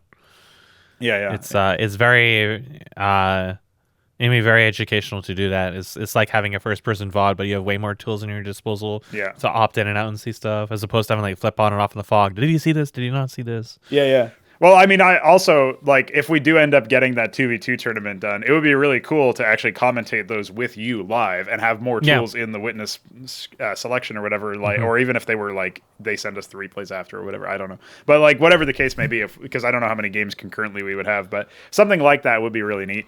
So, yeah. In the future, too, like, one of the advantages of trying out all this shit and, like, seeing if we can actually enable all this stuff, like, obviously it's really painful to do any UI work in Brood War, but if we can at least like go through some of the concepts and test them out and see how they work and like are they value adds or whatever, it's a lot easier for us to implement these in Antikythera. So this will give us the ability to have like drop in, drop out witness support, maybe like the idea of you being able to jump into like, say we're gonna do like this fucking roadshow version of the game, and it's like, all right, we got this tournament playing and we got like this game, between so-and-so and so-and-so, and then there's like a second game happening, and so like when the first game ends, we'll jump out of that and jump into the second game if it's still going on, and it's like, oh, we're in at the 20-minute mark, and there's, tears happening or whatever.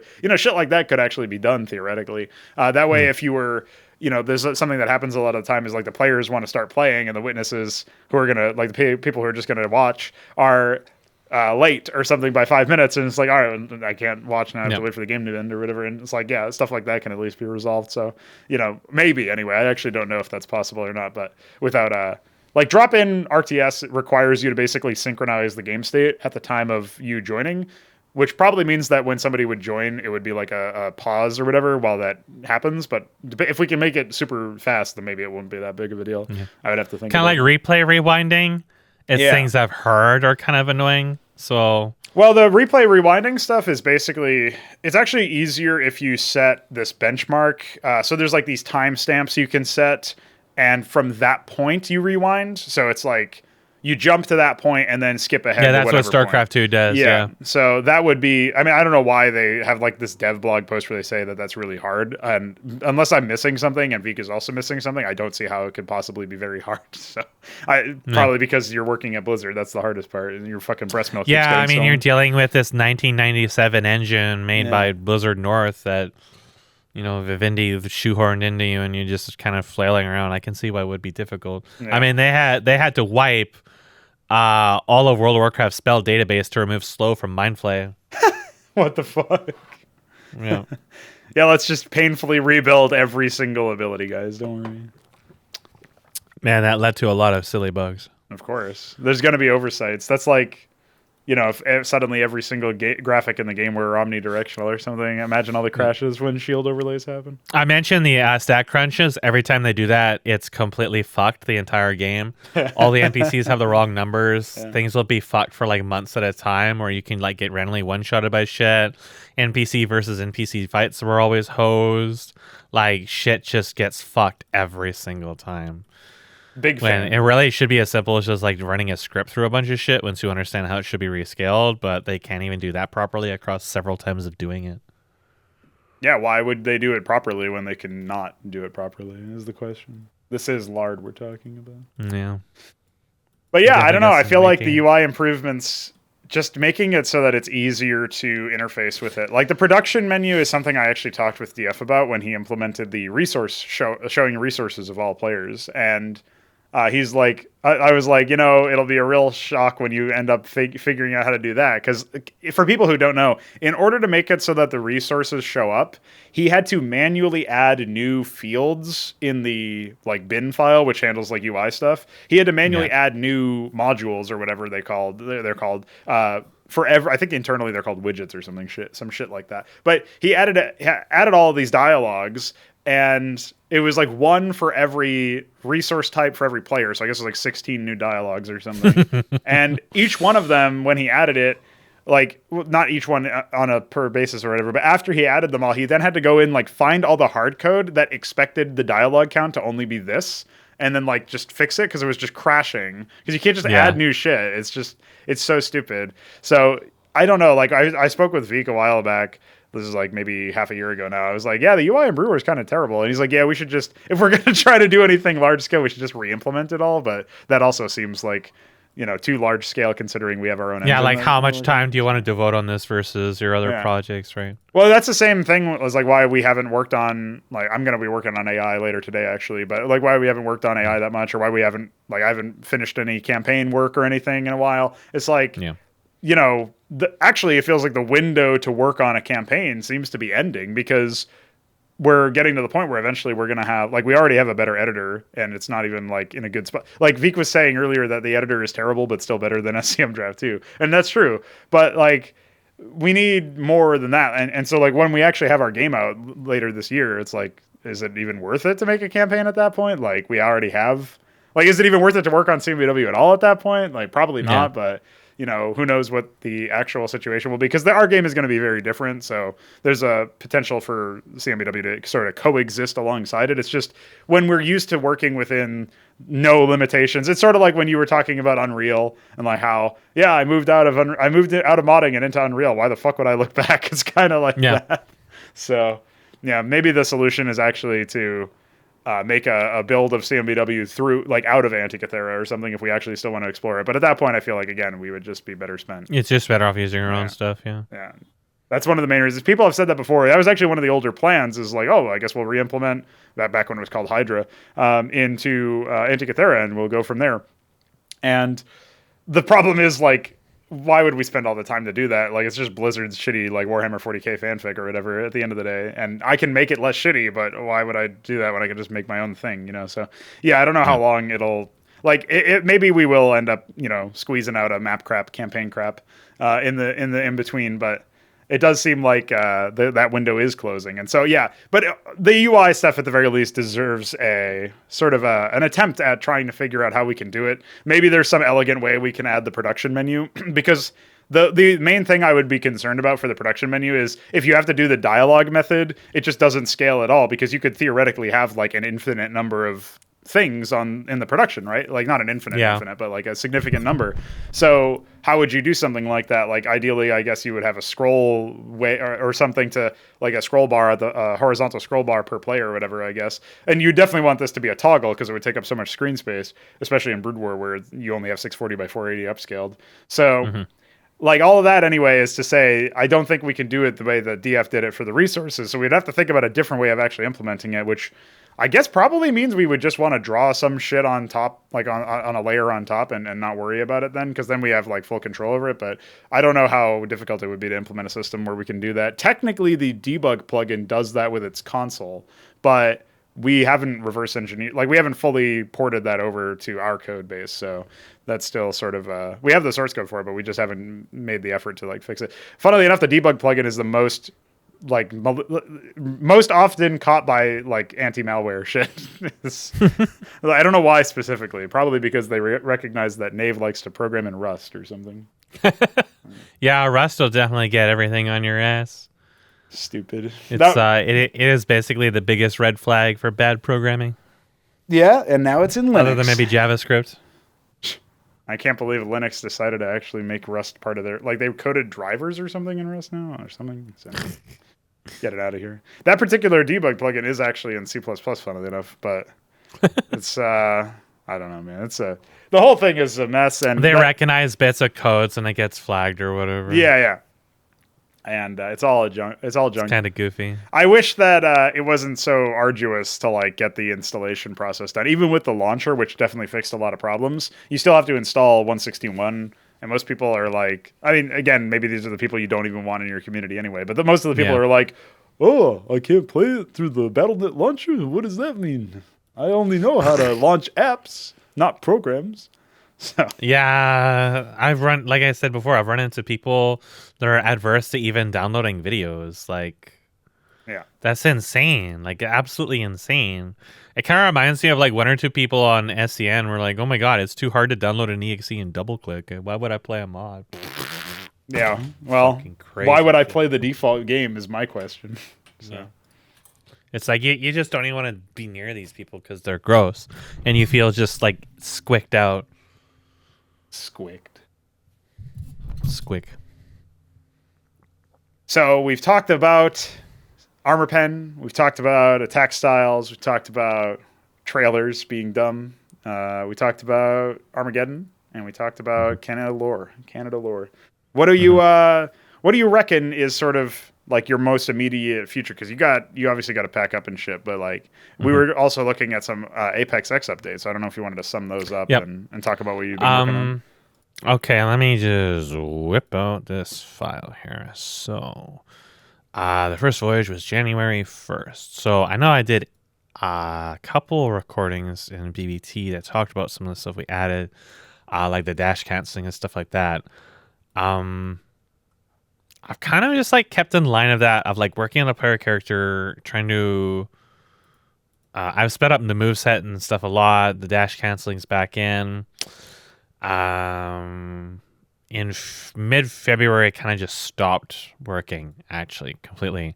But we have some more recent stuff. So maybe did I talk about the updates to the stagger system for mobs, where they regenerate after they've taken it, the full damage, right? They regenerate after staggering.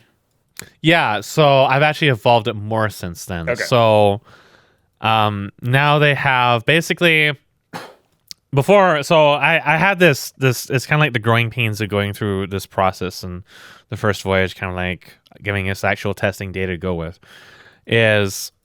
So initially the system was, in its original implementation, is the stagger health is just health. After a delay, it starts regenerating if you haven't hit them with stagger damage. Same for the player. and that was okay. The initial system was built in mind with, you couldn't really change your direction once you started attacking, and you were always attacking in that direction. So it was very, very precision based. It also meant it was kind of hard to land consistent damage, at least on the test units I had at the time. So we got into the first voyage where we started seeing larger units and less mobile units, and we had things happen like how you stun like Schwa to death. And it was very evident by that, even before that period, that the stagger system was going to need some kind of change. So the answer at the time was to reduce stagger health values and make it so that units just regenerated their stagger health after the stun ended, and you couldn't chain stun them anymore. So you entered, before you had this binary interaction where if you stun something, they would just continue to be stunned so long as you continue to hit them. Wasn't an issue before because you couldn't really do huge amounts of consecutive damage unless you pinned things in a corner. And chances are they were going to die if they were pinned in a corner anyways at the time, because those units didn't really have a lot of health. But it became very quickly evident through what was the February demo that I released I believe in February, probably towards the very end of it, where even in the test recordings we had what felt like to be unpleasant interactions where you could be consecutively attacking things and you still had sort of the interaction where the thrust attack was really the highest amount of thrust damage you could do. But it usually required 2 or more thrust hits to put most things into hit recovery. So what would end up happening a lot of the time is I could be attacking a Void Hound, I would knock it down, I wouldn't actually kill it, it would pop up and get a swing off as I was in the middle of my animation. And even with dash canceling, this could still be actually a really unintuitive interaction because it felt like you were being punished for still being able to do hits on it, even after, like, it would regenerate and you would hit it and you would drop some of its stagger, but since it was at full, you still wouldn't hit that threshold to actually stun it again. And enough bouts of testing this rather extensively, and I realized the system had to be changed again, but I really wasn't sure how. I had to think about it for quite a long time. And the general consensus that I had with this was that maybe a better solution was to find some kind of middle ground between them, where you would have, instead of either not regenerating it at all or completely depleting it, it would then be based upon your success. So what we entered was something that I've been told is actually very similar to how DMC ends up doing stagger, incidentally, which just kind of ended up that way. I don't actually know how stagger in that game works, but it's definitely really different than most of them. So what happens now is they regenerate stagger health based on what their status was when they leave stun. So they actually have 3 tiers of stun. They always had 3 tiers of stagger health before. It's just the third, which was 0, wasn't used by anything. It's just their damage thresholds. Like, they might have like 40 stagger health, and then they get light staggered at 30 and heavy staggered at 15.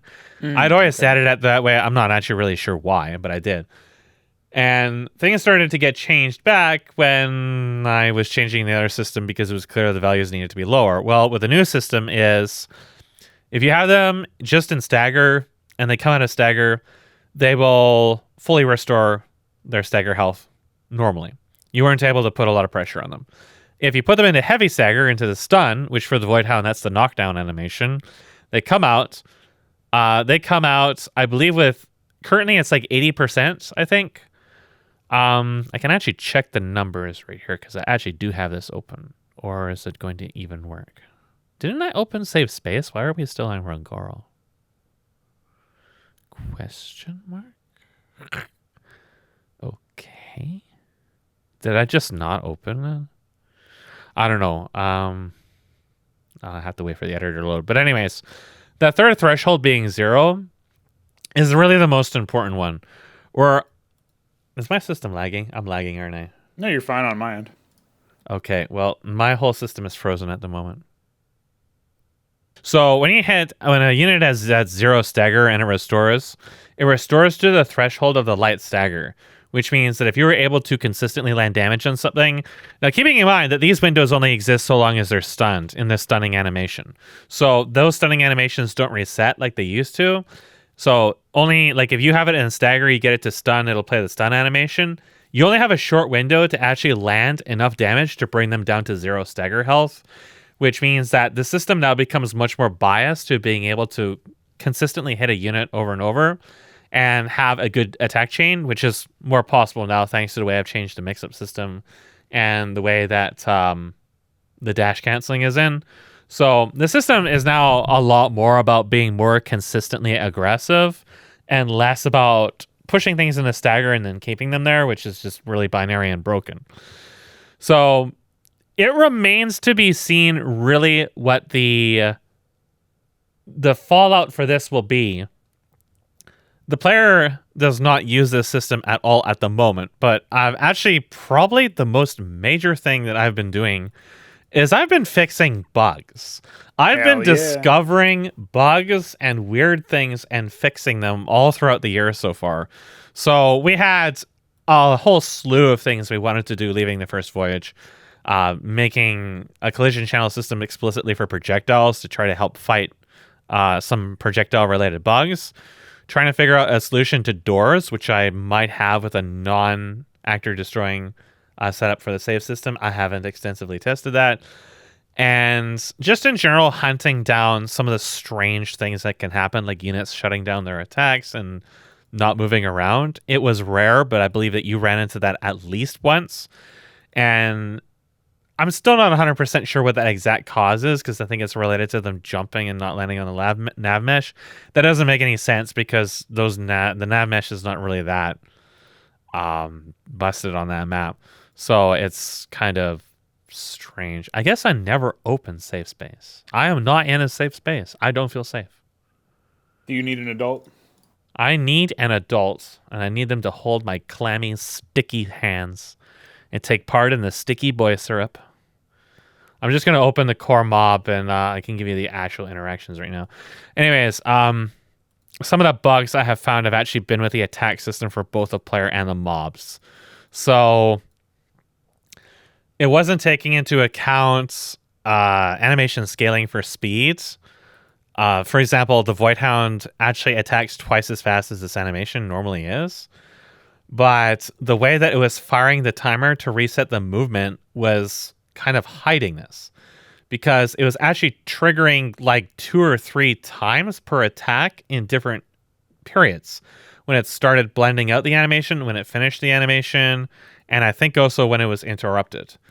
This apparently was still working for like 95% of the gameplay. But the other 5%, there was issues, and I'm certain that's one of the reasons why the AI would sometimes shut down, because actually it would never flip out of certain functions. For the Voidhound in particular, this was important, and I exposed this through actually working on a new mob, where the Voidhound actually turns its movement type to none, because its animations don't have root motion. I don't want it to move when it's attacking, so it's the only way I know how to do that at the moment. And this exposed a whole slew of just edge case bugs that I also exposed in the player character. There were times where I would run into instances where I could no longer attack.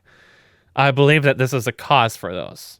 And I got into learning how handles for timers worked, and now I'm using those to help govern the resets. And I set a lot of resets to only use timers as opposed to relying on the montages, which can be interrupted and at least inconsistent behavior.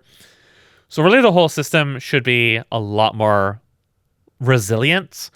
And as a result, I think mobs will be more aggressive even more now, because the timers will be more consistent to what they were supposed to be. And there won't be any weird inconsistent issues with them being able to attack again.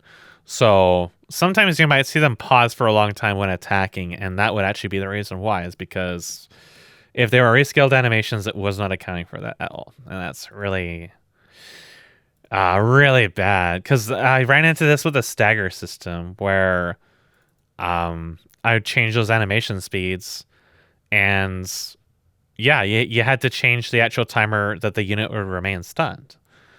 Well, I never thought of doing that for attacks, because the player wasn't really using rescaled animations that much. until after the first voyage, where I started rescaling animations to make them faster. And then that actually helped expose these issues. So it's just all part of the learning process. It's just like, oh, I need to account for this. I need to account for that. This is the proper way to do that. This is a proper way to do this.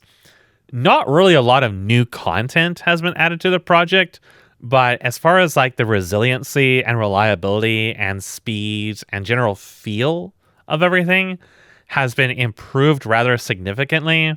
There's been a lot of very small optimizations all across the board for performance, and then some major performance optimizations.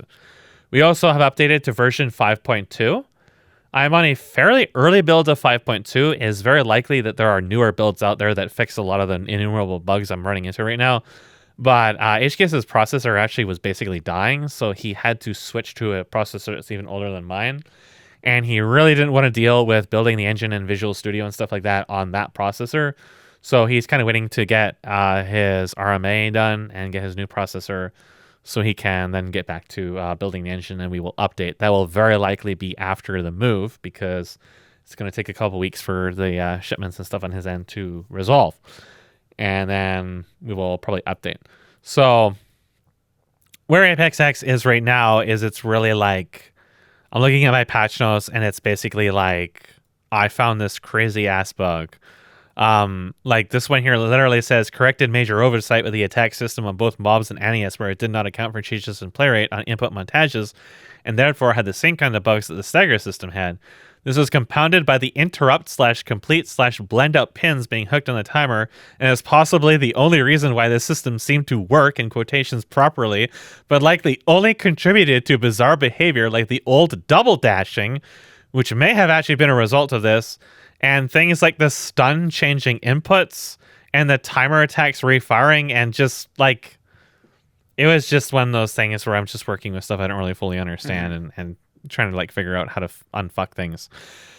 I've also added in 3 new damage types. I have also added in bleed damage, bleed stagger, and float damage, which I discussed in the past. Yes.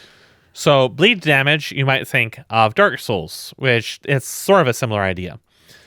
Bleed damage is something that units have to stack on you to deal individual points of damage. Currently, it is 3 because 3, but it's also because this is typically going to be used for things like dual attacks and very, very fast animations. I may change it in the future to 4 or maybe 2, but probably not too far beyond that.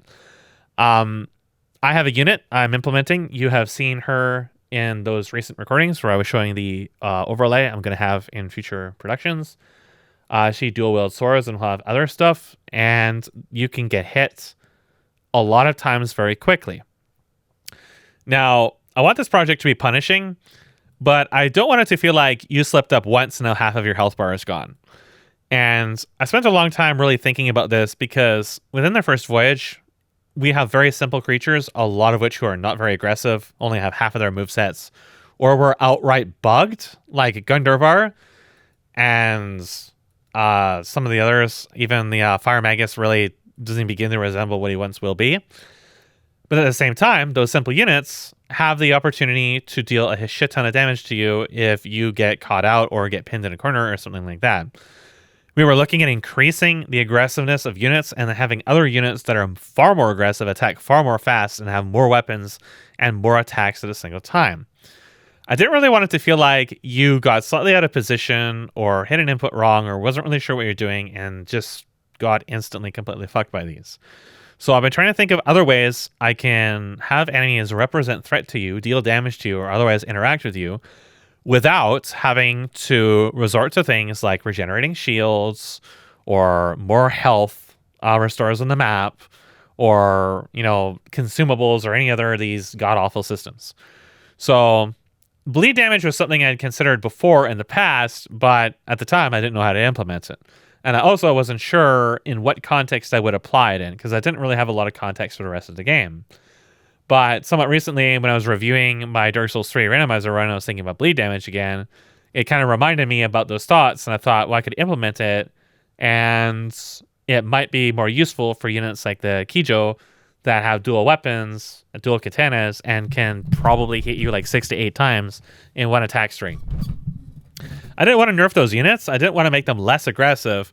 I wanted there to be some other kind of, not necessarily a gimmick, but a way of interacting with them, or that they interact with you, that kind of altered how you chose to engage them. So she may end up changing a lot, where I've also considered making each of her swords different types, where each sword applies a specific debuff to you, and you have to take both debuffs in order for it to actually trigger bleed damage to begin with. So that may be something that even gets reserved for another unit. I don't know, but these are just ideas that I came up with while brainstorming in this particular subject. So that's kind of like the systems evolve that we're going to see as the game goes into later tiers, is there may be different ways of units dealing damage to you that can kind of lead to you being able to take more risks or rewards. For example, you could stand beside this unit if you positioned yourself well and take only 2 hits, and that will not trigger any procs. The thing I'm not sure about right now is the rate at which the bleed will decay, and if it will decay only in specific cases. For example, I was going to tie them to the stagger timer, but then the stagger timer only resets when you get hit with stagger damage. Not all these attacks are going to deal stagger damage. Actually, most of them probably won't. But that didn't feel very good. So they're probably going to have their own timer that's just based on if you take bleed damage or not. And I also hypothesize it's probably best to prevent bleed and stuff like that from regenerating when you are staggered. So that will be probably something else I also inputted as well. So that's just like, that was actually very recent. That was March 21st I implemented those. There is no UI read for those at the moment. So I'm not going to get to that for a while because I actually don't really know how to do something that complex. I don't know too much about UMG and widgets in Unreal. It's one of the many things I never really got a chance to research and read up on. I just kind of brute forced my way through it to get the current health bar systems. And as you've seen when you played it, the UVs on them are not proper, despite my best efforts to make them not bleed over each other. There's probably better ways to do them than this example I followed. HKS has a more functional UI in his stuff, but again, he's not really on the situation right now. He's really been able to get into that and pry it out and try to get it working for me, because the project he was experimenting and stuff when is super broken. There's probably something we'll visit in the future is a UI update for that project to expose float damage, bleed, and bleed stagger damage. So bleed stagger damage is something you might see more from actually environmental effects. I'm thinking stuff like clouds, the clouds like from the weeds and stuff like that, or other sorts of more ambient, always active effects, like noxious clouds in a swamp or something like that, might deal stagger bleed damage where it stacks up before then it actually affects your stagger. This would allow you to take risk reward maneuvers without getting absolutely fucking curb stop by stepping into a cloud and being in a stagger danger zone, which is the main thing I'm not actually sure really how to interact with at the moment, is you getting permanently stun locked by the clouds from Schwa or the other units. Depending on how I choose to change the stagger on the player and other stuff like that, those problems may become less severe than they are. But that's definitely the most major sore point. I haven't really had a lot of brain energy to devote to at the moment. Those may just do other kinds of effects, but I still want them to be super punishing for you staying inside these clouds. Those particular attacks will probably not deal any kind of bleed damage. In fact, you probably won't actually see bleed damage in the project until tier 2. So as we go up in tiers, you'll see probably more of those kinds of things added, but the early tiers will probably be more what you saw.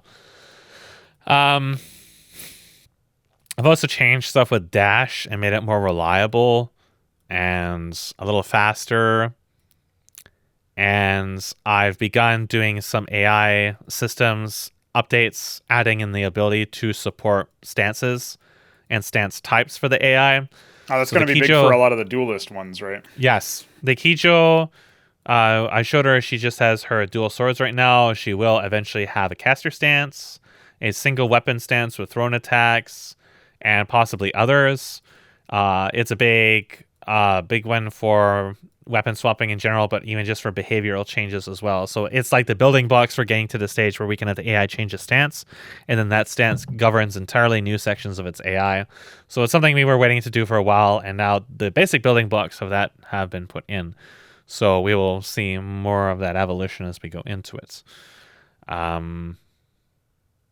Beyond that, again, not a lot of really flashy stuff has been done. But the core systems updates are pretty important. They're a pretty big deal. There's still some left to do to, like, the regeneration for bleed and stuff like that isn't in. Float damage is actually entirely untested. And Projectiles don't support any of those at the moment, and the way I have them implemented is probably kind of clumsy and a little wasteful, but it's not so big of a deal at the moment. I've also, of course, been on the look for resources and stuff like that. I have to be really mindful of the money I have right now. There has been some sales come up. I've grabbed a few things, but I've been very conservative at the moment because of the move. But yeah, I'll probably have to stay conservative again because I'm going to have to look at earbuds. I'm going to have to look at probably some kind of acoustic solution for the room and think about actually getting better audio hardware, at least hardware that will hopefully be more reliable. And the project will probably doesn't really need. I mean, I'm always on the look for like a player character replacement, but that's probably not going to happen. It's yeah, we're just kind of keeping an eye out for new releases basically. So it's really just internal stuff. Oh, I did find there was an age-old bug with the player character where you would have the strange ghosting effect. It was actually because per bone motion blur was turned off on that skeletal mesh, and I have no idea how or why I turned it off or when that was. That was the result of that. So that was fixed. Yeah, when you were describing some of the idea, like some of the bugs, like you read off your write up of what one of the bugs, like the core bugs, was for AI and shit, and it's like, or the like, just actually, I guess it was also affecting player stuff, right? Potentially, so it's like. That's like when we find that Blizzard made it so that you have a 9-frame delay on orders or whatever the fuck, you know what I mean? It's like, you know, you just find shit that's just absolutely stupid. Like, hey, if an AI's worker fails to build a structure 3 times, it will never use that worker to build anything again. Like, oh yeah, all right, God. Blizzard, good job, man. Yeah. I can't even imagine some of the reasons for some of those issues. It's but so bizarre. It's like they were testing it in some edge case. Yeah. And just decided that edge case applied to everything and made this change without any regard. It's very Blizzard. I don't know. Yeah, the fact that worker just becomes dead to being able to ever build a structure again, it explains a lot, doesn't it? Like when you find out shit like that, it explains so much about why it might be broken or stupid in some other way. So. I spent so long testing AI, thousands of hours, and I had to come up with my own headcanon of how or why they did stuff. And like, I might have been close to how the behavior turned out, but the actual reasoning behind it was stupider than I could have ever imagined. As is often the case with these things. Yeah. Well, that's okay, because stupider than it could have imagined is par for the course in this silly life.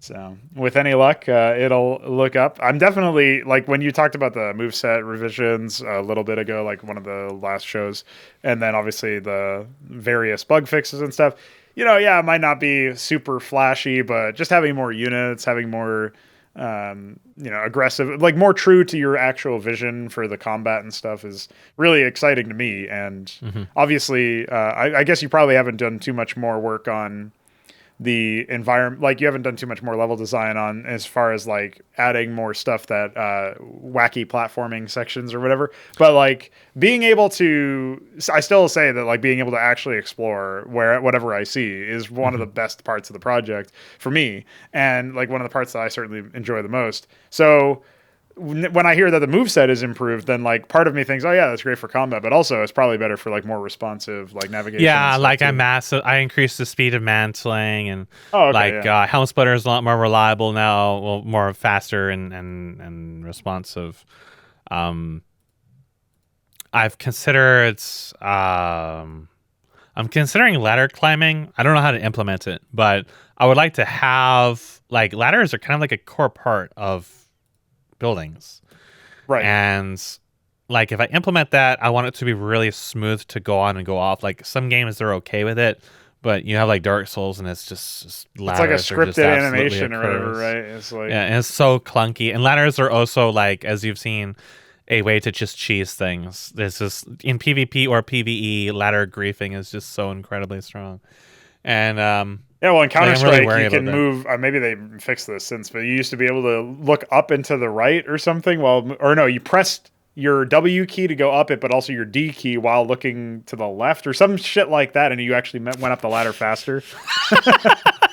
So that was like a big part of ladder movement, and also the fact that you can like jump off the ladder and you just pop off of it as if you were like Spider-Man launching himself up, like shit like that, right? It's just yeah.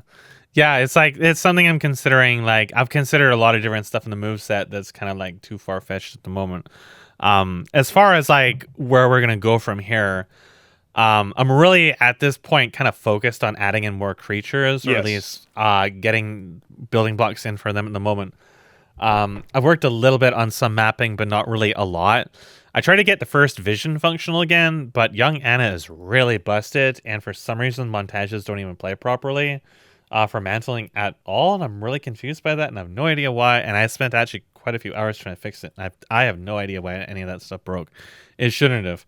So that kind of stopped me in my tracks, but mapping stuff will probably be somewhat of a later thing. Yeah. Well, I don't know. Usually how I did mapping was kind of like in between other workloads. If like I'm too tired to really think stuff through or whatever, I would just like burn hours just fucking around with maps.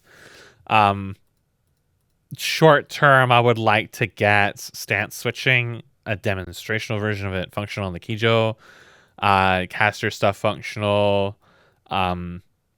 I consider it super high priority to get UI support for those new damages so I can track them and actually play with them. Yep. But I think I'm going to be really relying on HKS for that because that's just so far in my pay grade.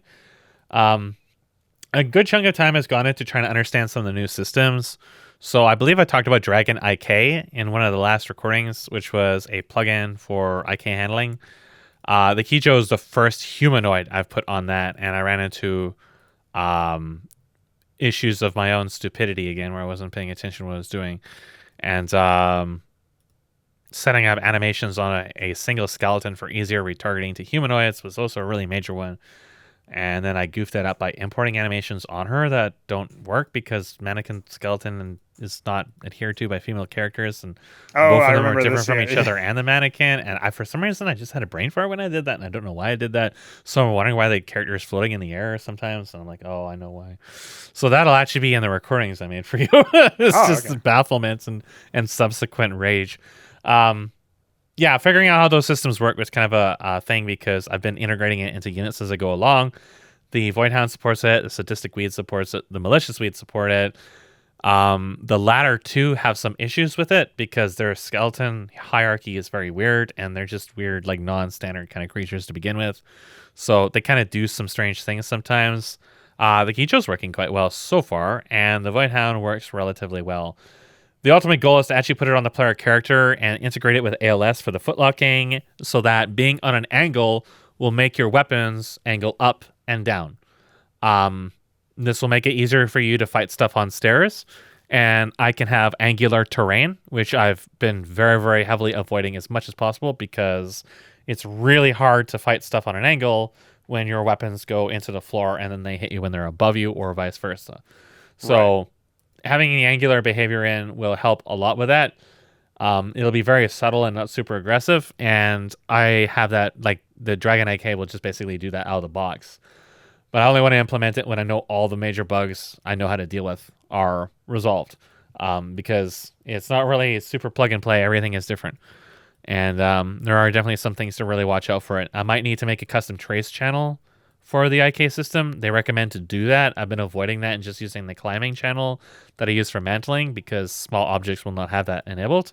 So it kind of is a little bit of a catch-all, but it's not really a catch-all because there's undoubtedly going to be something that comes up that there will be distinctions between those. So it's just, back and forth kind of like figuring this out. But I'm having really good results with it. I'm really happy with that system.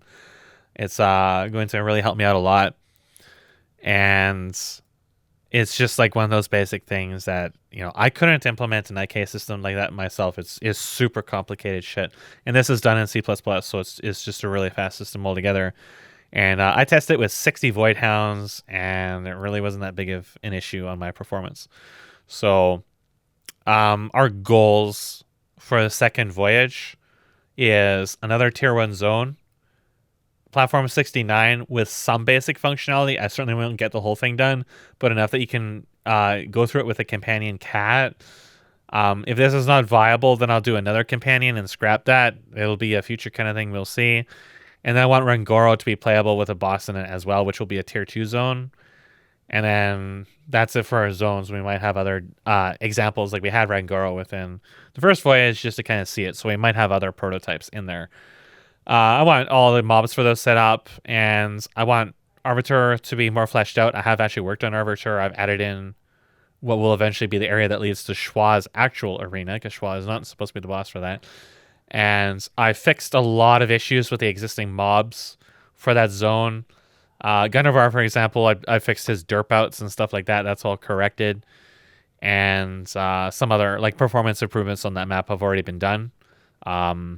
Not to the extent I could do them, because I have to get really, really anal about having custom actors for different torches.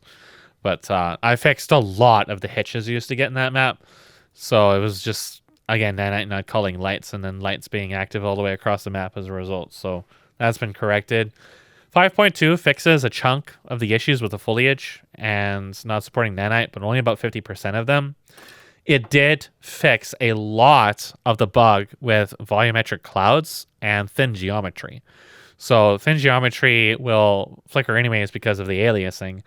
But against volumetric clouds, it was really fucked. Really fucked. And it only happened for certain video cards. Apparently, HKS didn't get that. But now it is mostly fixed for me. Not 100%. They're still flickering in many cases, but it's mostly fixed. That's really great. Arbiter looks a lot better with that. Nice. Nanite foliage works for some of them. It doesn't work with all of them. In the ones that works, like the very, very, very demanding other tier 1 map I'm going to be adding, Laviana, which I demoed a little bit before I showed some walkthrough of it. That map is going to be very significant because I've discovered 2 water materials I have a possession of.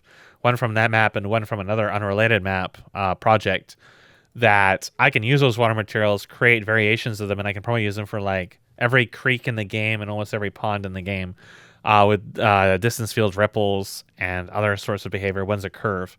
And they're just really, really powerful materials and setup, and I can probably do quite a lot with them. But also that map, I was able to turn back on all the foliage I had hidden, and the performance was actually better than it used to be when I had it disabled.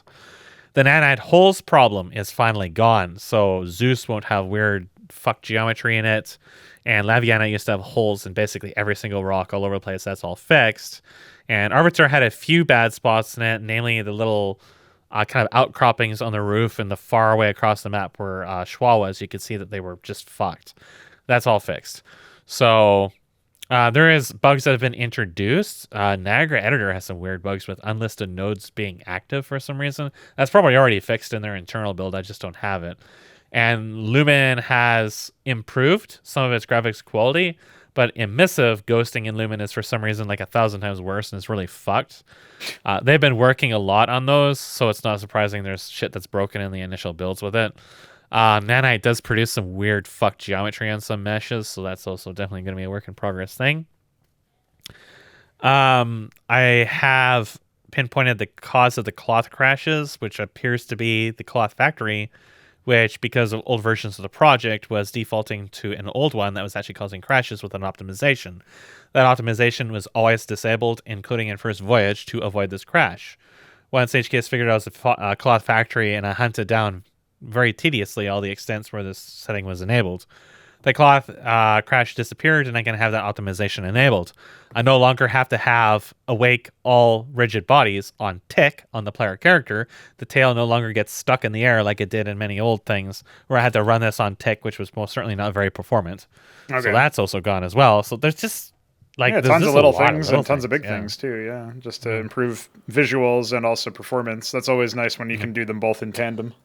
My editor performance right now, when the system is not bogged down and I don't have it jammed in the page file, in many cases it feels like the shipped performance was for me. Oh, wow. So I'm sure that the ship performance is really high. I can't test it right now because some of my plugins are not updated for 5.2 and they throw me a lot of errors. And the shipping building is very aggressive about that.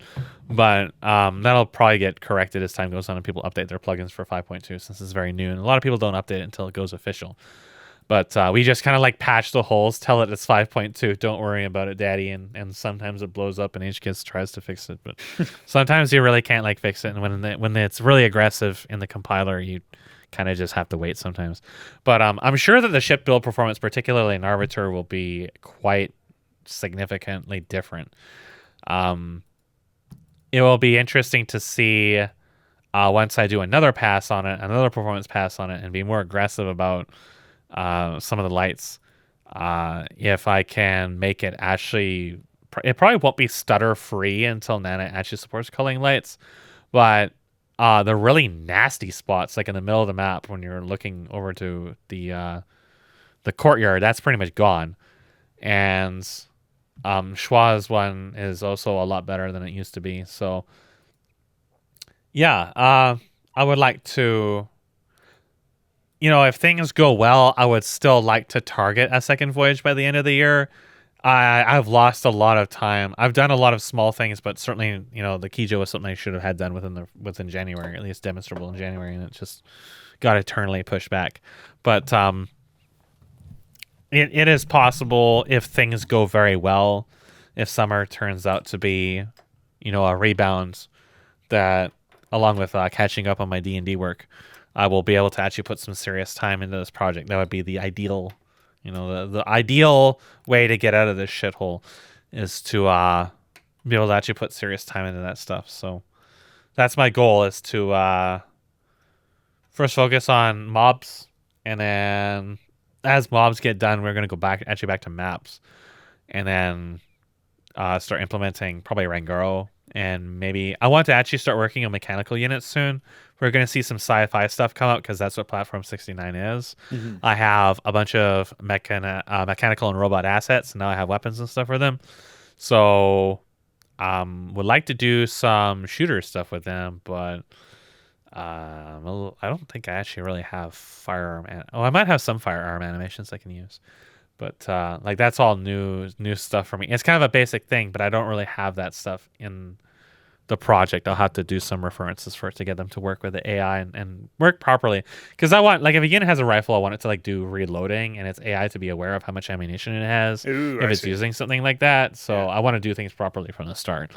But my goal is to just continue polishing the player character, the moveset and responsiveness and the UI, and then get in mobs that you can fight, and then just expand outward. So we're gonna try to be very small scale with this right away, since I don't know what I'm walking into in a month.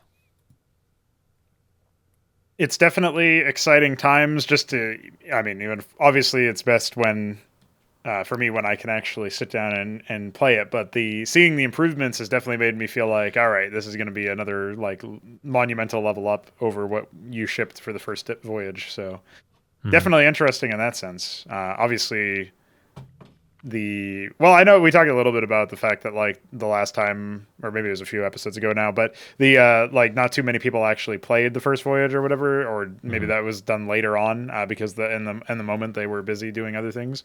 But definitely something that I don't know if you would end up reconsidering. I remember you saying something to the fact that maybe you would reconsider any sort of publication of it at all. I would probably consider expanding my internal player list. Right. Okay. I would have to veto every single person. I wouldn't take in people I don't know, but there wasn't really a lot of expressed interest in it from most of the people I talked to. So I also think that the hardware and software requirements are kind of a filter too. One thing I'm going to try to do, at least for the Swedishman, is to build a Vulcan build with it as well.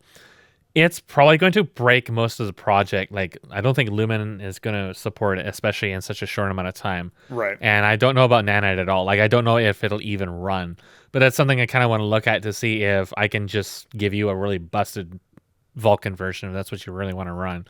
And that can be your stripped down phone game edition of it that may or may not have bugs in it. I just won't even attempt to fix because it's not even inside my scope. But it's the requirements are a little high for it. So Schwa can't actually run it on her computer. She had to use a housemate's computer, and I don't think she ever got around to that. But she's been kind of MIA for a long time in general. So she's just got a lot of shit going on and is always getting sick with COVID on top of it. So it's I would consider expanding my player base with people that I know, and people who are equipped to give meaningful feedback is really like the other thing too. Is Yeah, we had a whole You know, conversation about that and how like sometimes it can just be noise, so you have to filter out most of it. or yeah, whatever, like yeah. people don't necessarily need to give me video playthroughs of it. It's really nice to have, but to have like actual like an incentive to actually give meaningful feedback about stuff is really a big thing. I don't think I would ever do a public release, regardless of where the Yeah. project goes. It's just not something I really want to do. It doesn't benefit me in any way. But expanding the player list is certainly a consideration.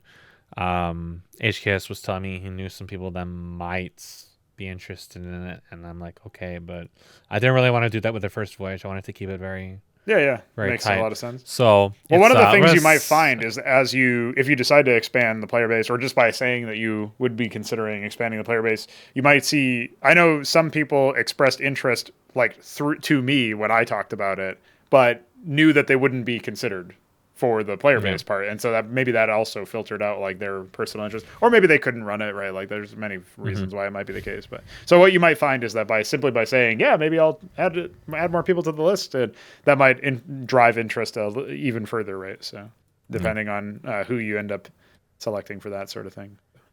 It's especially a consideration if I ever open up some kind of donations. That is something that I talked with HKS about, because I believe he actually watches these podcasts, and he was telling me it's like, you always need money.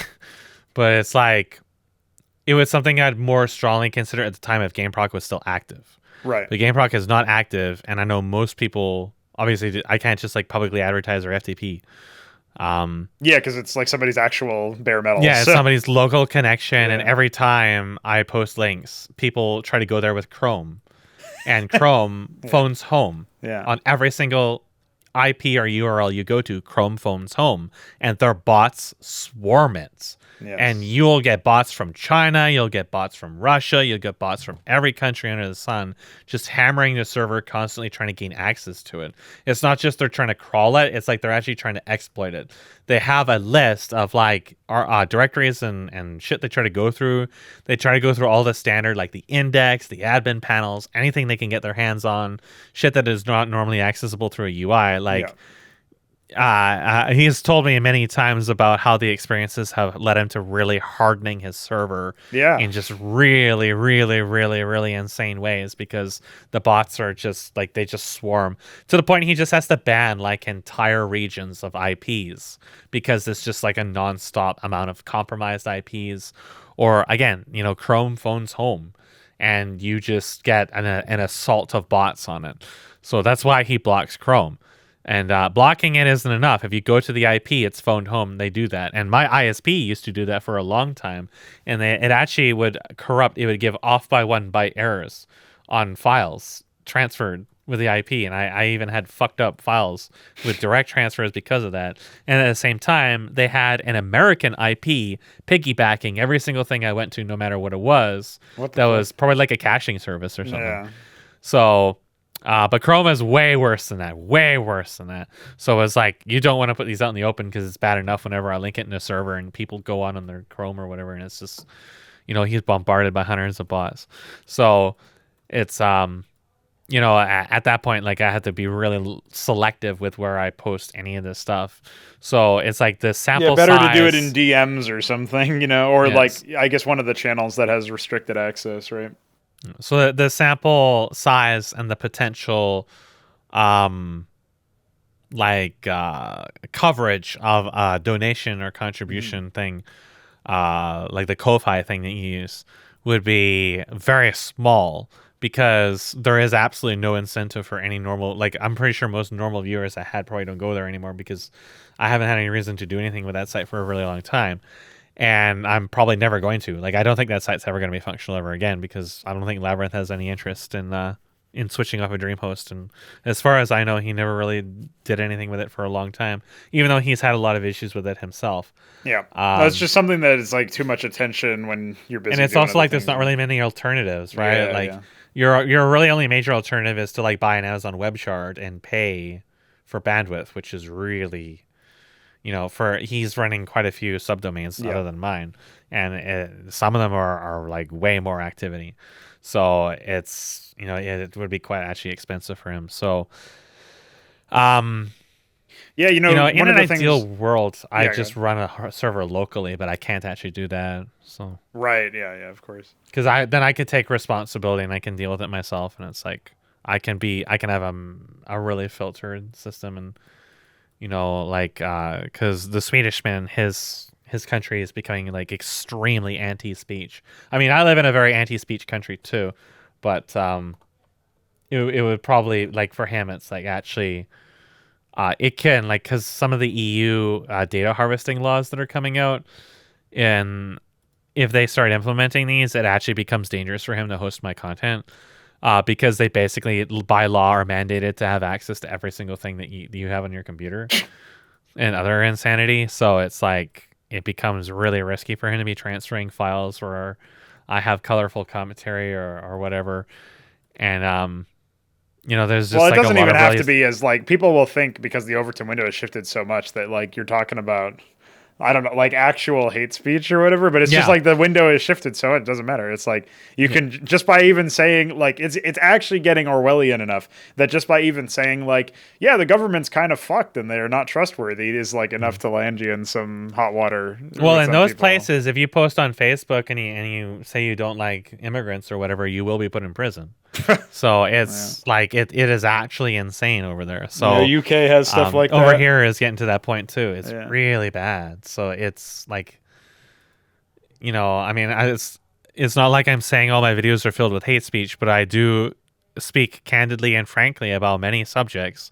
Most of them are about game developers, and a lot of the ones, especially more recently, come up with Canada, and it's like we are in a country where we just had a cavalry charge against old ladies because they dared to honk horns at somebody for fucking over their entire lives rather than actually speak to them. And there's talks about cyber police and just like people going door to door and investigating people because of something they posted on the internet. Like it's absolutely insane to the point where it's like, dude, I have tens of thousands of hours of potential video and like thousands of hours of actual video.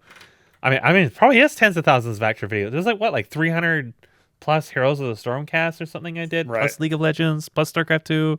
Like, there's just so many hours of video that all it takes is someone to like misconstrue something I've said, Yes. or for some bullshit claim that, because they never validate any claims No, anyway. of course not. And you've at the very least got a visit from the fucking overweight Canadian police and their broad sticks.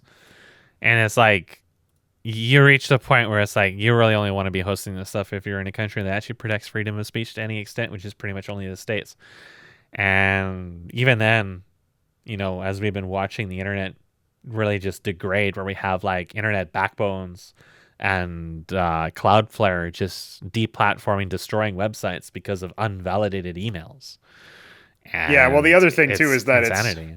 I think the biggest problem that you'll find is that it doesn't really matter if the laws still hold. What matters, like laws are always downstream of what the culture deems significant.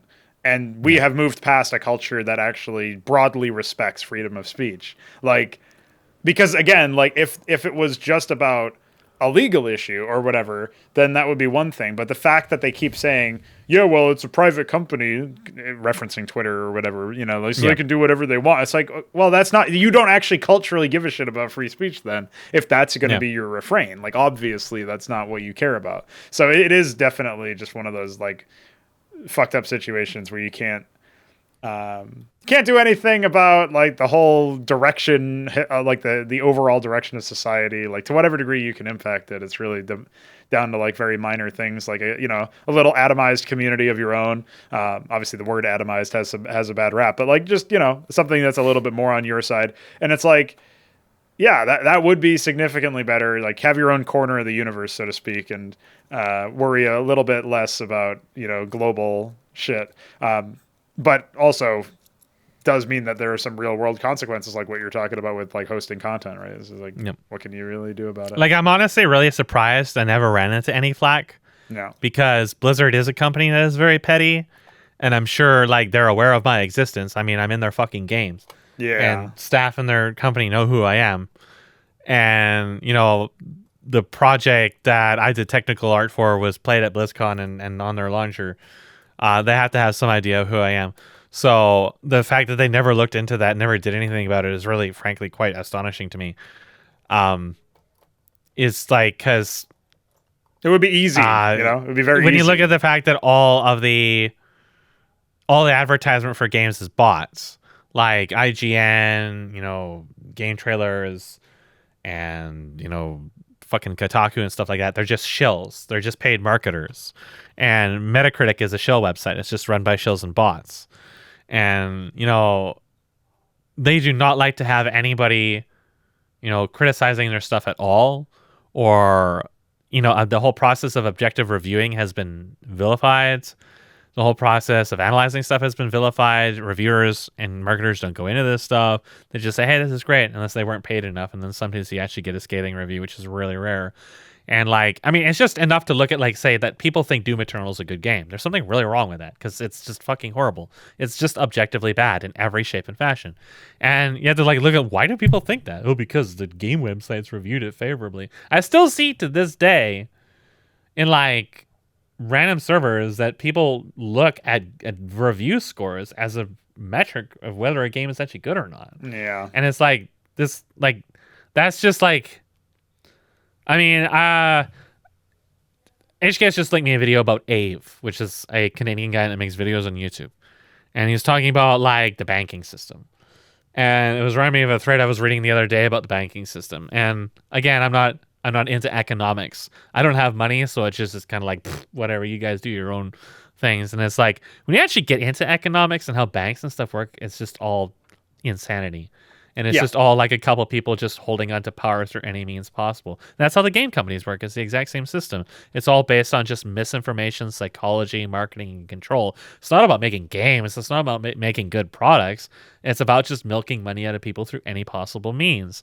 And when you have people trying to buck that trend and talk about actual quality and stuff like that, we've already seen in every other industry, like the education industry, how that is being systematically torn down in every possible way, because it deprives people of money.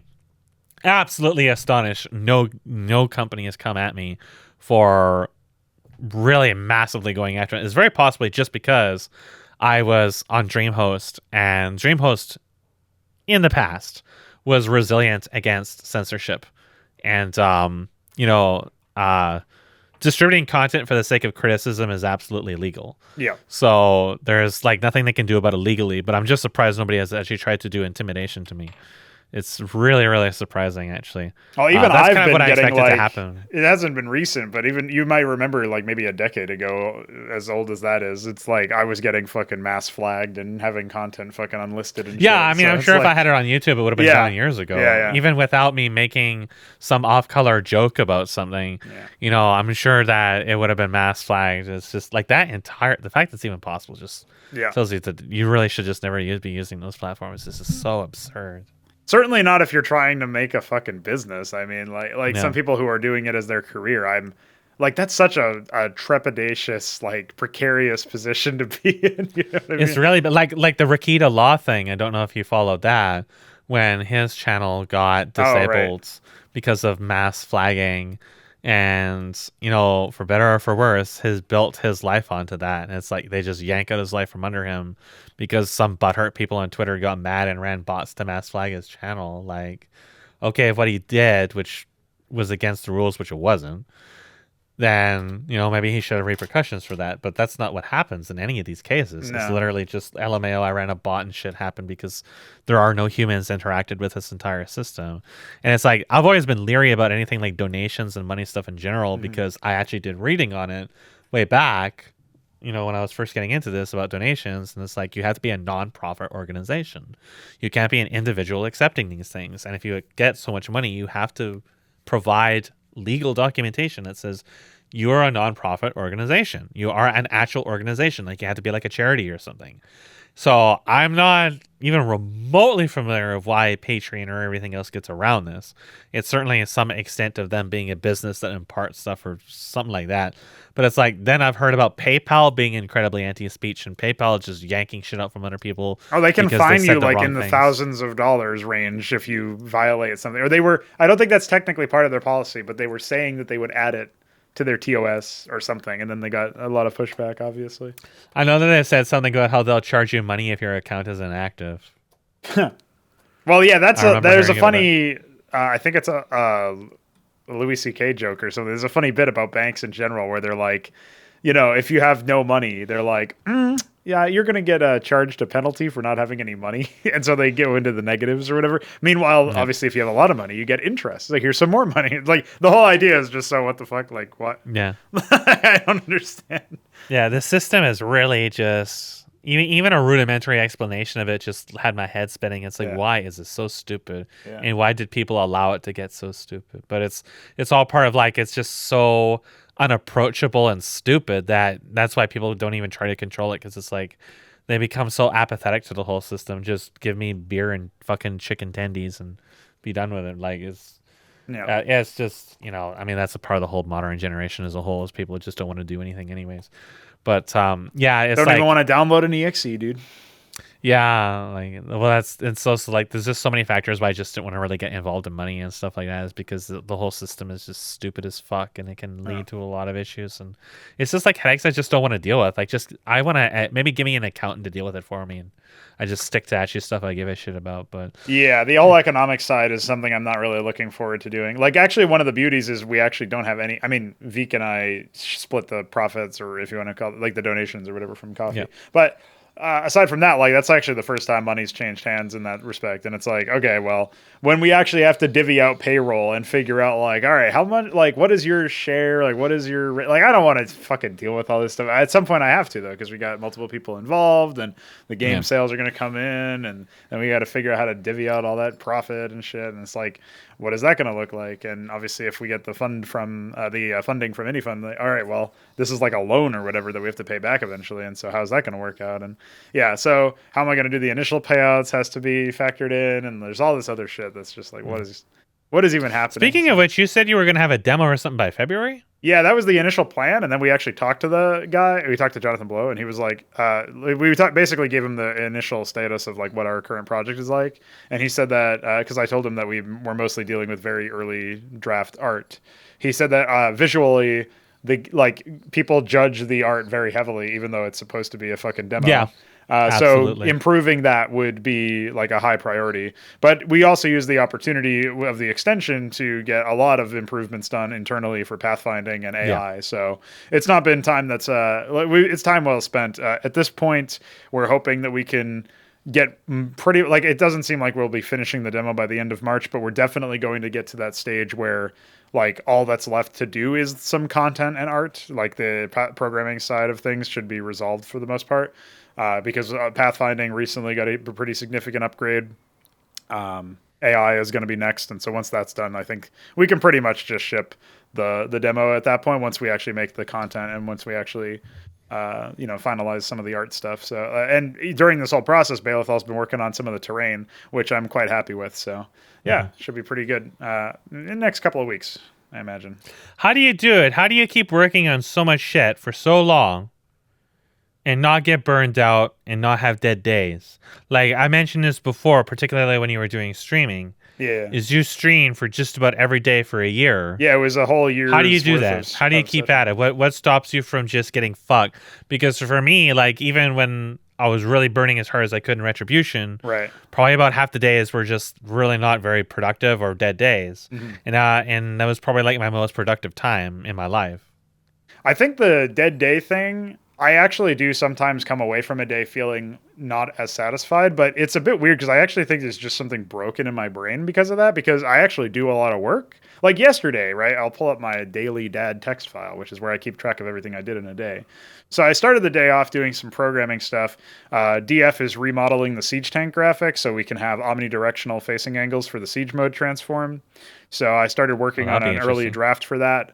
Programming wise, because of course the game internally like sets the facing angle and a bunch of other shit. So anyway, I had to do some stuff where I saved all of that stuff to a different branch of the plugin so that I didn't lose the data.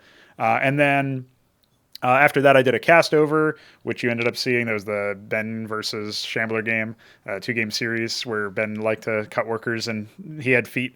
And then I did a preparation for a CSGO talk show. I did my own podcast, the solo one, and then I did the CSGO talk show, which obviously included like Counter-Strike 2 talk and all this other shit. And then after that, I took a walk. I got some pizza. I went on a pizza quest. And then I talked with Veek. We worked on Antikythera stuff. He did some pathfinding shit. And then I did my dev stream of CMBW work. I feel like I did something after that, but maybe not. That was mostly me doing mapping and stuff, another co-op map. So like that was all, like that's a decent amount of work, right? And then I come away from the end of the day and I was like, there was this initial sense of like, well, maybe I didn't do enough today. And then I like had to look over the whole list again. And I was like, all right, never mind. I'm fine. So like, I don't know, something internally is just like, maybe if I don't actually finish something, like maybe if I had finished the map I was working on the stream or something like that, I might have been able to say like, oh, I'm super epic because I actually finished something. And so there is something motivationally where it's like I have to remind myself that actually progress is being made. It's definitely challenging with long-term things, that especially if the deadline keeps getting set back or whatever. That's probably the most annoying thing, is like we thought we were going to have the pitch done by the end of February. There's some slow progress on the engine at that time, so we didn't end up meeting everything, and then obviously the art wasn't in a good spot anyway. So then we have to push that back, and that definitely can sap your motivation. But as far as like how I avoid the dead day part is definitely, I think it's definitely related to recognize, like it's just a habit, I guess. Like as soon as I wake up, after I like brush my teeth and do the basic shit of like getting water and you know sitting down or whatever, I like immediately jump into some kind of work. And before the previous night, I'll actually plot out like what's the first thing. Like so at the end of yesterday, I was headed to bed. I knew I was going to record the Big Boys Table episode with you because you said that earlier in the day would be better. So I figured that was probably the first thing I was going to do. So I wrote out like in our DMs like what I wanted to talk about or like some of the ideas I had. And then like so that's already giving me something to jump into as soon as I wake up. So that's probably like one of the secrets is like the friction of like whatever's really difficult to start doing ends up being really easy if you just jump right into it at the beginning of the day. The other thing that I know some people have done, like this is not the hardest thing that I have to do today or like the most important thing or whatever, I guess, is like probably something related to the Antikythera work, like getting some model work done today or something is what I would like to do. Or maybe working on AI or something that's like maybe I have to psych myself up for. I guess today's not really a good example because everything on this list I actually want to do. But there's some days where it's like you're dreading jumping into something, right? So it's like, but you know it's like really holding you back. Like if you don't do this work, it's going to take longer to do other work or it's going to like interrupt other things or whatever. And if there's something like that that's a roadblock, but it's also demotivating, if you can do something before like the previous night before you go to bed and you're like, all right, here's like something that if I write this out or I like do this one step or something, it's going to make it easier for me to jump back into it tomorrow or immediately start working on it. That removes your ability to procrastinate because you just jump right in. And the other aspect of that is if you do it first, then it's like suddenly this big mammoth thing that was really psyching you out is already taken care of. You've already made a dent in it at the very least. Now you can decide like, all right, do I keep working on it? Because, you know, there's the whole 15-minute idea is like if you say to yourself, like another avoidance of procrastination is just work for 15 minutes on this. And if at the end it's like been painful the whole time and you don't even want to start, like you don't want to continue or whatever, all right, you don't continue, but you did 15 minutes at least. Usually though, what happens is you get into the flow and you're like, all right, let's keep working. So that's something that I used to use back when it was harder for me to actually start working on stuff in the day. And then I guess it probably just turned into a habit, like I was saying. But the idea of just doing the most important thing or the thing that was like the most daunting or the most difficult at the beginning of the day, I think that he's a huge help because you no longer, then like everything else that you have to do, like say the first thing that I did every day, like lately I've been doing castovers every day because I'm actually behind. Like I don't schedule them in advance anymore because I just haven't had the time to do it because I was working. So I wanted to knock that off at the beginning of every day for the most part, just because then I have a video that I can put on the channel. But like aside from that, like if I started every day working on the art for Antikythera, then that's like the biggest thing. That's also the thing that like, obviously I'm not the most skilled person in Blender. So like, how can I do something that's like reasonable or at the very least like a step in the right direction or like just making progress on it, making a dent on it. how can I do all of that? Like, if I start with that, then even if I've only been able to work on it for a short amount of time before being like, all right, I'm done, then at the very least that's done. And now everything else is like super easy. All right, now I can work on whatever else I wanted to work on. That's like, sort of like having your dinner before dessert as opposed to the other way around. It makes it a lot easier to continue, just like working on other things because you actually want to work on them. And it's not necessarily that you didn't want to work on the big daunting thing, but psychologically speaking, it can be difficult to start that. So I find that that's probably the easiest thing is just it being a habit and starting immediately as soon as you like finish your daily, like whatever you do when you wake up and hygiene wise and shit. Some days I do take a longer, like today actually was pretty good. Some days I'll wake up and I'll spend maybe like an hour in bed just watching a YouTube video or something. Or like reading messages from Discord or whatever and like catching up. And I tell myself that that's like productive time because I'm like checking emails and shit. But usually it's not really that productive and it would be better if I just started my day. Like one thing that I've personally found is I actually really dislike waking up and then showering. I don't know why. I think it's probably because I feel like I would prefer to almost use the shower. Like, I don't know. I think of a lot of stuff like that as wastes of time, even though they obviously aren't. And I do, like, it's not like I don't shower enough or whatever. It's just that if I shower in the evening instead, then I go to bed. It's a lot easier for me to wake up and just be like, all right, I'm good to go. Whereas if I have to like do another thing, it's like removing friction. It's like I have to do another thing before I can start working. I just don't want to do it. So I find that also helps. So maybe, I don't know how many of those things can be applied to your situation, but usually what I tell people is take what you think will work for you and see if it works and see if there's an improvement. And I do think that just getting into the habit of immediately starting on a thing, even if it's not the most important or big thing or whatever, can be really helpful. Yeah, my days are usually like I wake up and I'm in too much pain to do too much. So I kind of just like grab coffee and then like a couple crackers and then I might sit here for like 4 or 5 hours. Occasionally dealing with stuff my grandmother needs. And then like halfway through the day, it's like I will do any of the major chores I need to do. In this case, I needed to clean out the fridge. Yeah. So I was cleaning out the fridge. Then I needed to start going through my boxes. So I had to take a break after the fridge because it really fucked up my legs. And then I started working on the boxes. And I knew I had this recording today. So I took a break after the boxes and did some stuff with HKS before he went to sleep. Then I went back to boxes and I was working on that actually as we were starting. And now after this, my day is pretty much already over. Like that's all my energy and I'm getting tired. It's almost 10:30 or it's almost 10:40 actually. And but I think what I was trying to do the last few days is I was trying to, because sleeping is so hard due to the apnea, I was just like, well, I'm going to end my day by doing something on Apex X. I'll end my day by at least like doing something small. So the 22nd, which was yesterday, which was when I did the stance, like the basic, like I implemented the interface and the AI command for advanced stance. I put in some of the tasks and some of the switches. I did some of the work on dash and the switch for the movement mode that was causing the Void Hounds to break with the new changes. Just really ultimately like simple stuff. But it was like, I was not going to do that. But I decided I wanted to actually finish the day off on a good note. I think that's pretty important for me is having something you've done at the end of the day that feels good that you can kind of come back to at some point. So that was kind of like, especially I felt it was really important in these days where most of my time is going to being either freaking the fuck out or really hard labor. Yeah. And like I needed something to end the day. So I was just starting to force myself to try to get some stuff done. The recordings I was doing for you were kind of a good excuse to do that too, because otherwise I probably wouldn't have bothered even trying to work on the Keyjo or anything like that at this stage.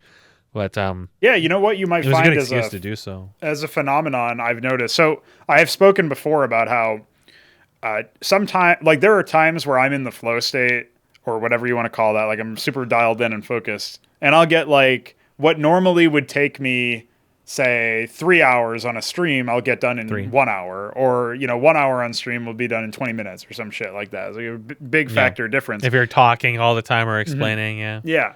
But the inverse was because I was used, like at that time, say it was just pretty recent. I had been streaming for every day straight for over a year. It's like, okay, well, now coming away from that, now I'm enjoying like when I'm actually in the flow state, but I don't have to talk and explain or answer questions or whatever.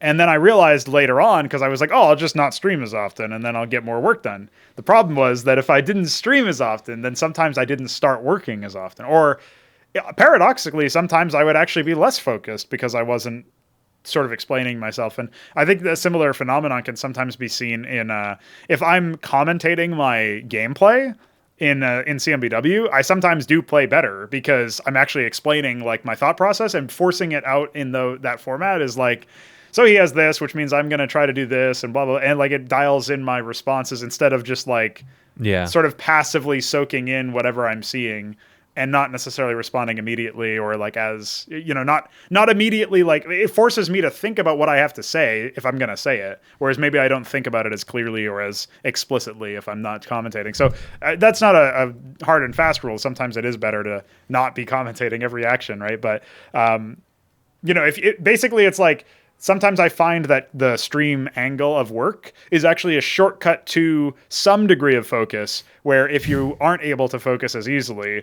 then, and you could sub out stream for recording or whatever, like it doesn't really matter. But I guess the live interaction can be more distracting than just a local recording. Like if I do need to focus on something, like there's a birthday map I'm working on, and it's like, well, I don't necessarily feel like continuing to work on this because it's at one of those stages where I have to do a lot of like scripting and like cutting up audio and stuff. It's not the most entertaining and interesting things about it for me. So like it's a little bit harder for me to make sure that I'm focused on that sort of thing. But by recording, I'm like forcing so I record a session because I don't want to stream that because it's like, oh, it's a birthday map. I'm going to try to like keep it under wraps until it's done, obviously. So, like recording it locally was another way for me to like get work done on it and stuff. So I think that can be a nice little shortcut, a life hack or whatever the fuck you want to call it, that helps you with like making sure that everything's good to go in that front. So yeah, I don't know. I think there's a lot of like, I mean, I said this on the server a while ago too, and maybe I always say a while ago when I mean like yesterday, because that's how I perceive time apparently.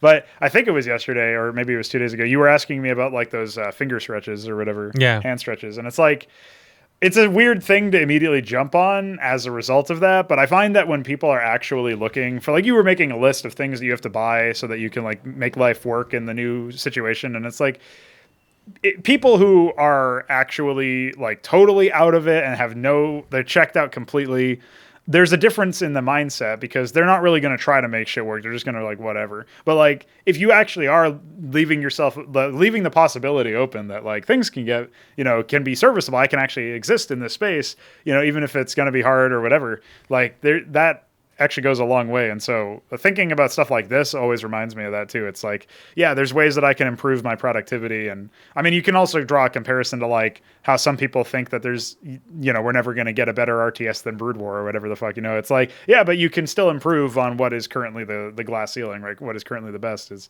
you can always improve on whatever your current local situation is. I find that very connected as well. So yeah, with any luck, you can apply some of these ideas. I think ending the day in a positive note is sort of like my version too. It's like beginning the day in a positive note, right? But it's like a similar kind of idea.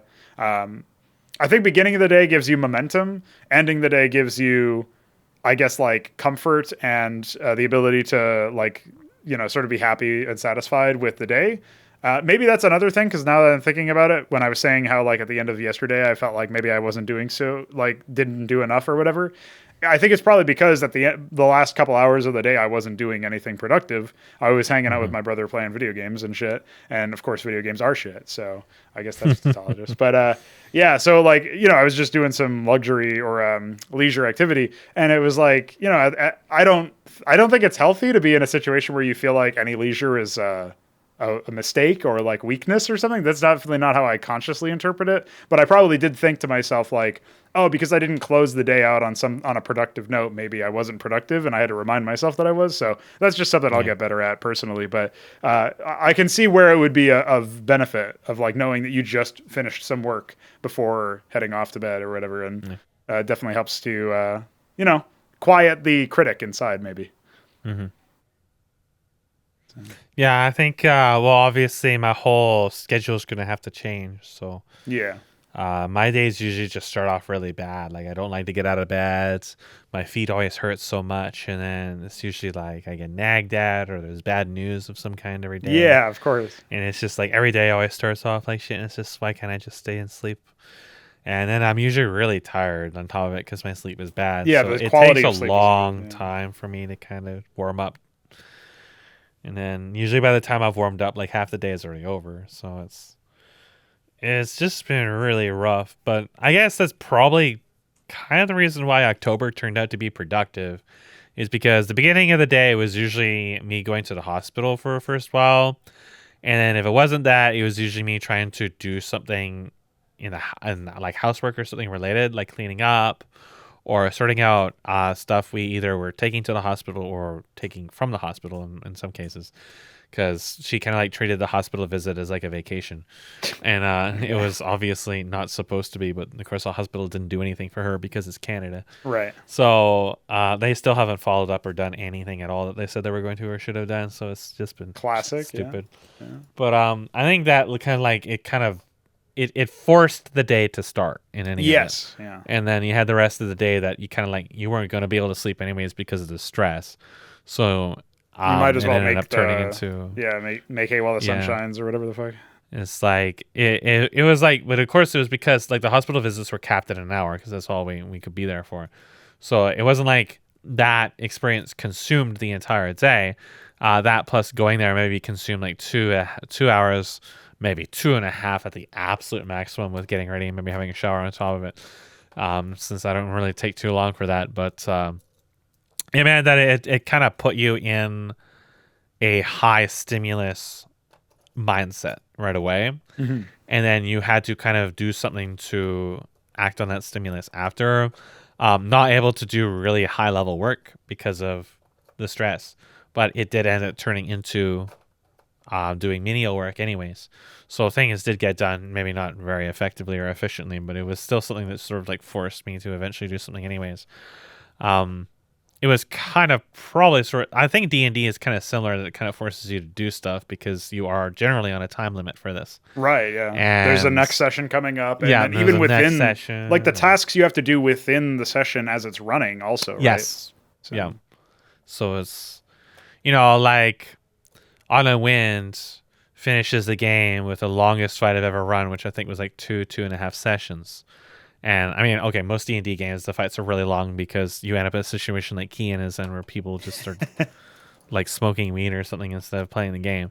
But this was a massively complicated engagement, and everything is pretty much all handmade. Yes. And most of it's like unprecedented. But even though the game historically was having issues because of how exhausted I was, and then the cats dying, and just the absolute insanity was just like gnawing me, and massive amounts of sleep deprivation on top of it. Like, it was just the hardest project I'd ever run.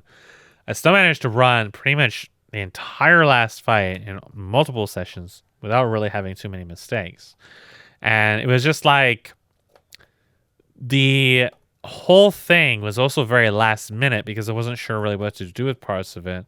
And some parts of the game did suffer due to that. But when it came to the actual session, other than a few really major spots that were just like really bad locations, the actual super major stuff like the last fight turned out to be actually fairly easy to run, even though historically I was underperforming in those circumstances that were not as demanding.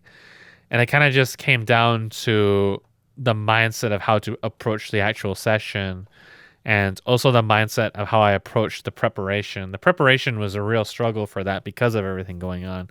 Mm-hmm. And there was many cases where there were some delays, like somebody went on a vacation or whatever, and it was like, thank God, I have another week. I can just sit here panicking instead of actually working. Right. And, it was a really difficult experience. It was extraordinarily difficult.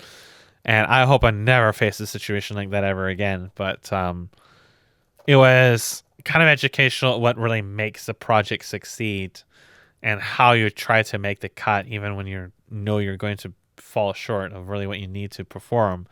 You start having to cut some kind of corners. You start reaching like very strategic thinking, especially in the middle of the session, how to do things.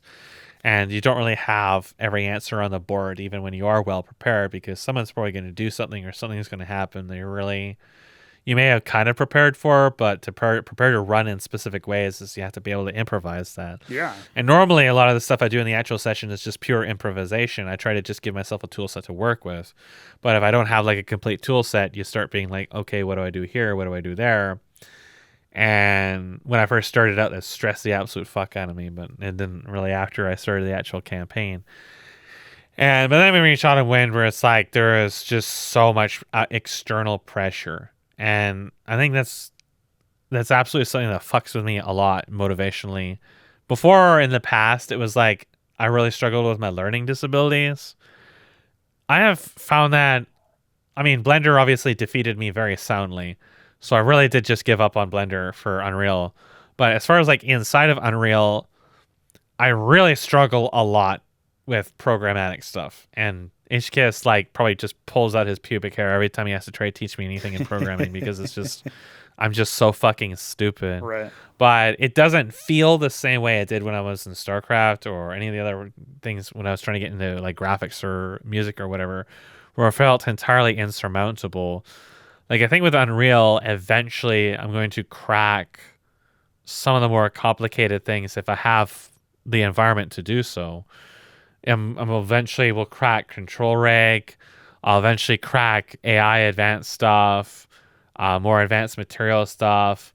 And I feel like we can even get to the point where I can think about like, even thinking about like pawn systems like in Dragon's Dogma, where I can hypothesize having that level of sophistication with a companion AI.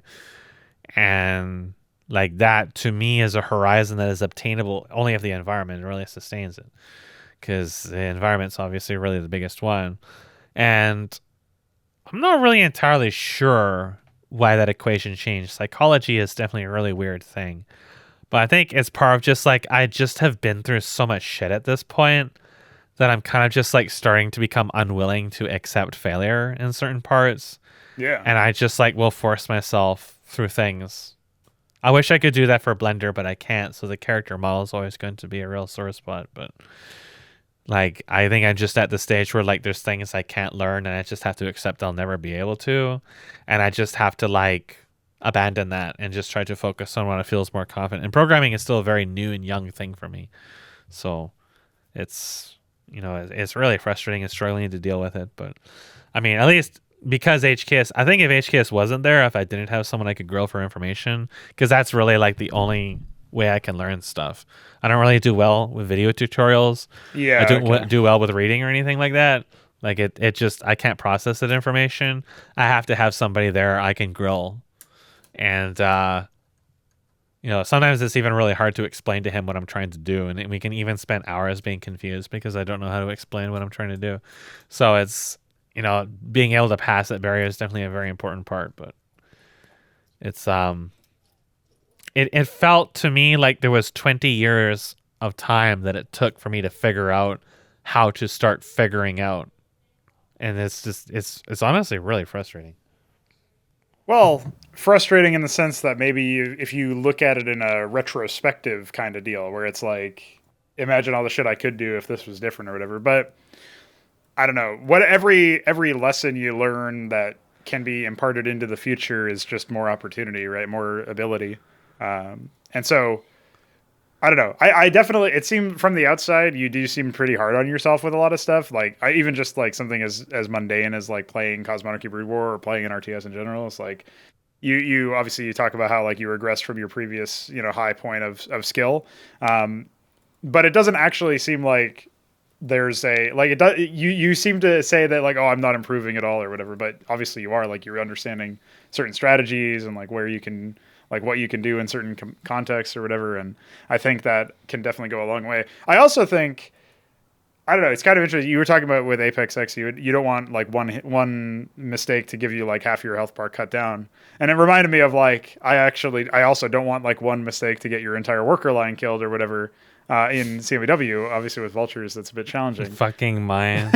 I think there was that. It was in that 1-2v2 where there was a spider mine. Yeah, and I just like looked at it and I was like, "This is going to be bad." And I just kind of like sat back and watched it. And I was like, "Yeah, this is bad." And like it killed almost every single worker.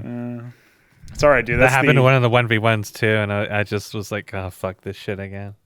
I can't remember. Oh yeah, I think it was a 1v1 between you and I actually on that main street map, which is just such a labyrinth. The one vulture was there, and I was like, "Oh, this is happening." I wasn't like, the sad part is, to be honest, I was like panicking when I was scouting you or something. I forget why I was like, I thought I was really behind for some reason. I can't remember why. And then I was like, "Oh, this vulture is just going to do nothing. Watch."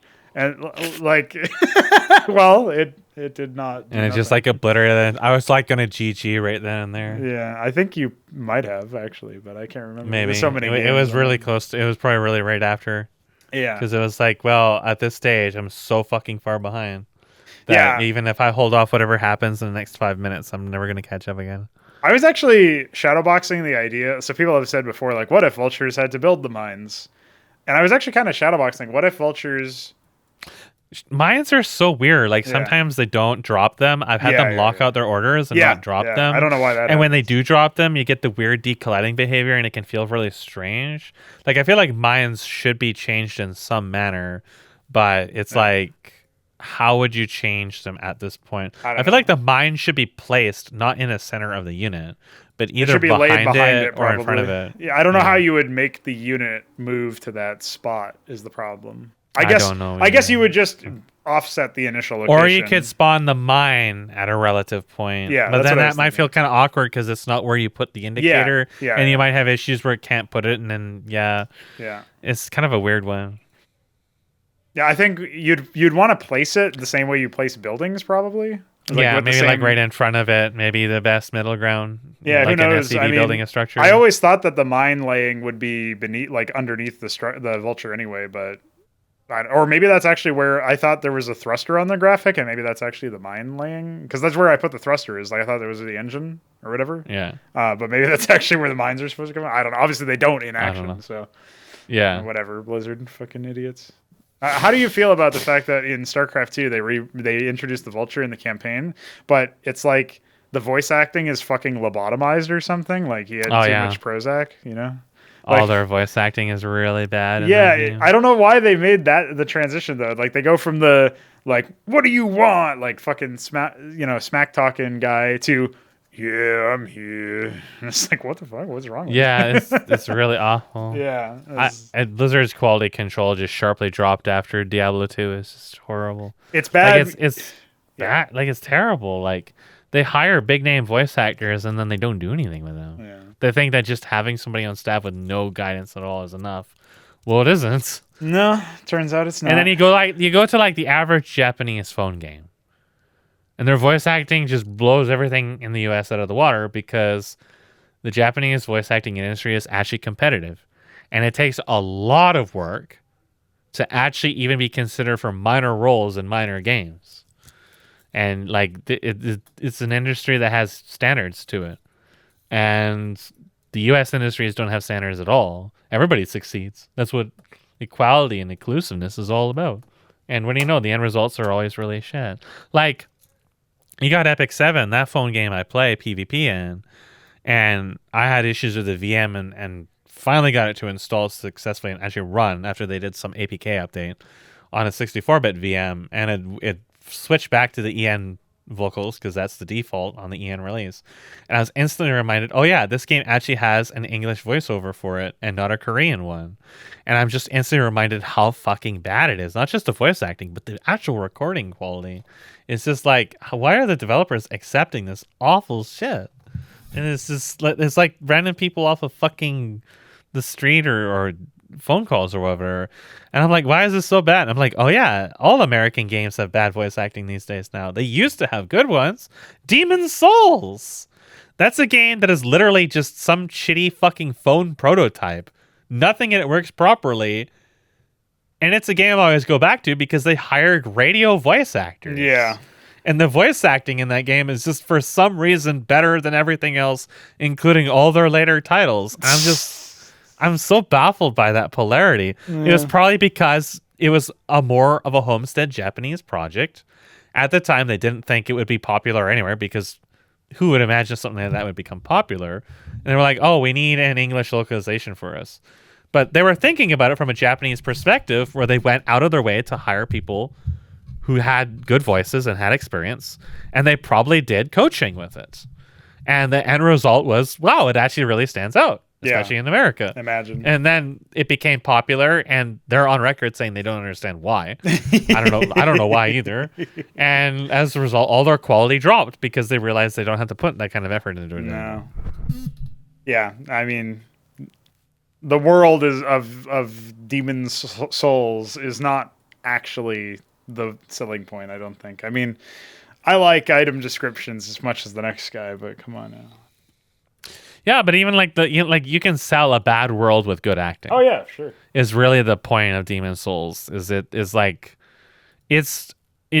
Dragon's Dogma is the same way too. Is they have good acting in that too, and their script is also consistent. Is really one of the big ones. And I would say like half of the Dragon's Dogma experience is the voice acting. Like, 'cause everything else is kind of a mess, but like the voice acting really like it just is believable, and that's really like the key point. Because they put some effort into it, and it's like, again, Japanese developers. They're looking at it from a Japanese perspective. But then you go to like average phone games. Like, I mean, Korean, I would have expected to have more care for it, but I think like it's different teams doing localizations, and it's always really bad. And then you go back to Blizzard, and it's like StarCraft has recognizable audio, half of it's commercial assets, but it's all recognizable and identifiable. If you black out the screen and have a fight, a Terran against Zerg, you can pick out every single thing that happens. StarCraft 2, you can't pick out anything that happens, even when you can see the screen. And it's just like from the very get-go, the mindset is wrong. So everything happens wrong. And that's kind of like true with everything we just talked about, is the mindset's like the single most important thing. Like mental health is the most important thing, which is why it's like, I find it fascinating you're able to work so consistently for such a long time. Is very obvious that your mental health, your mental state is probably like a complete polar opposite to mine. And I don't think it's just because my life is insane. I think there's some underlying reasons that are harder to pinpoint. Maybe it comes down to like a real combination of like worldly experience has been universally different between us, and that's led to very different kind of mindsets. It is probably something I'll probably never really be able to really quantify or put it into words, but something I immediately notice is very different and then completely sets us apart is like discipline and work life and just everything that kind of comes out of that tree is just completely different. Well, it wasn't always like this, right? Because when I was in my teenage years, I was very depressed. I was very like dejected.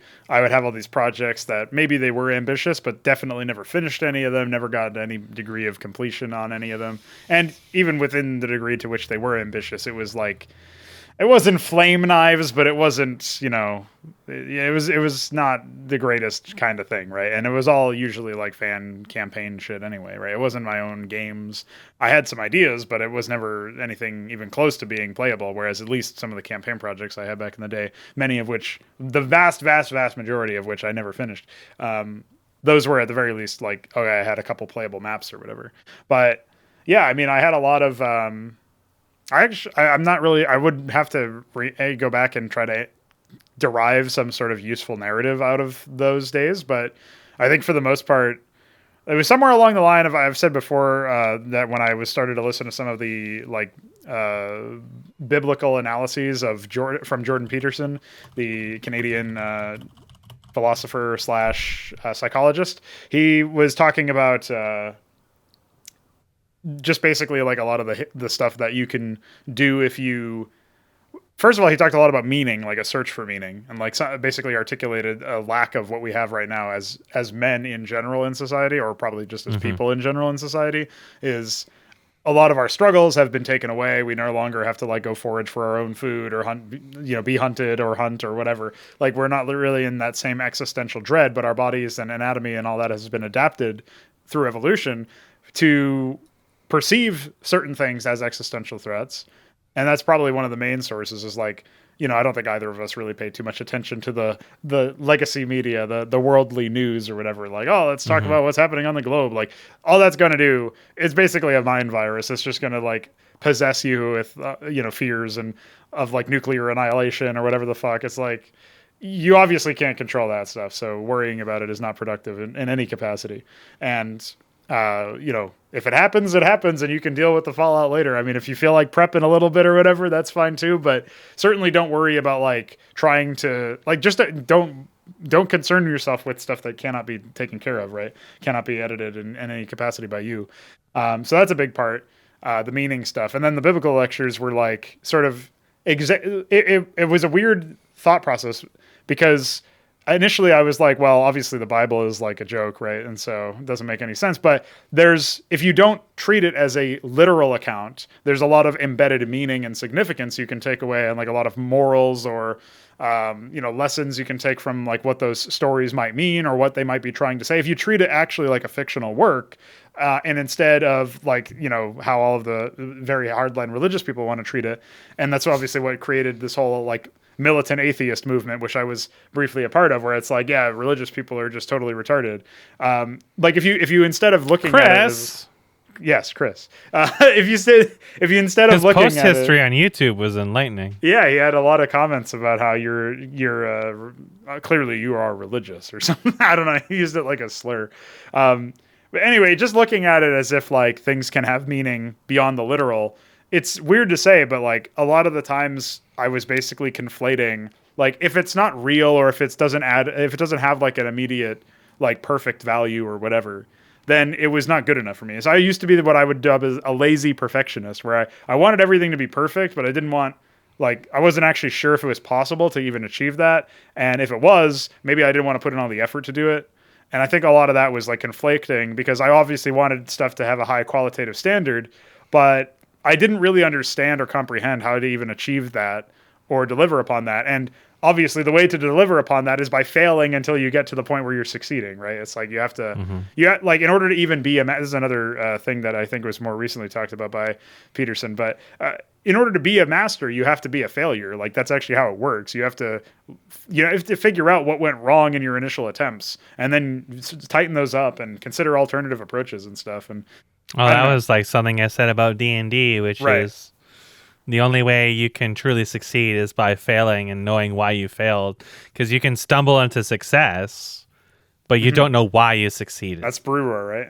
That's Blizzard with Brood War. Oh. So, yeah, I don't know. It was a fascinating thing. Like, I don't know how much of my disciplinarian transformation to attribute to that transformation, but it was like that was just an experience that reminded me, like, yeah, things aren't always. You don't.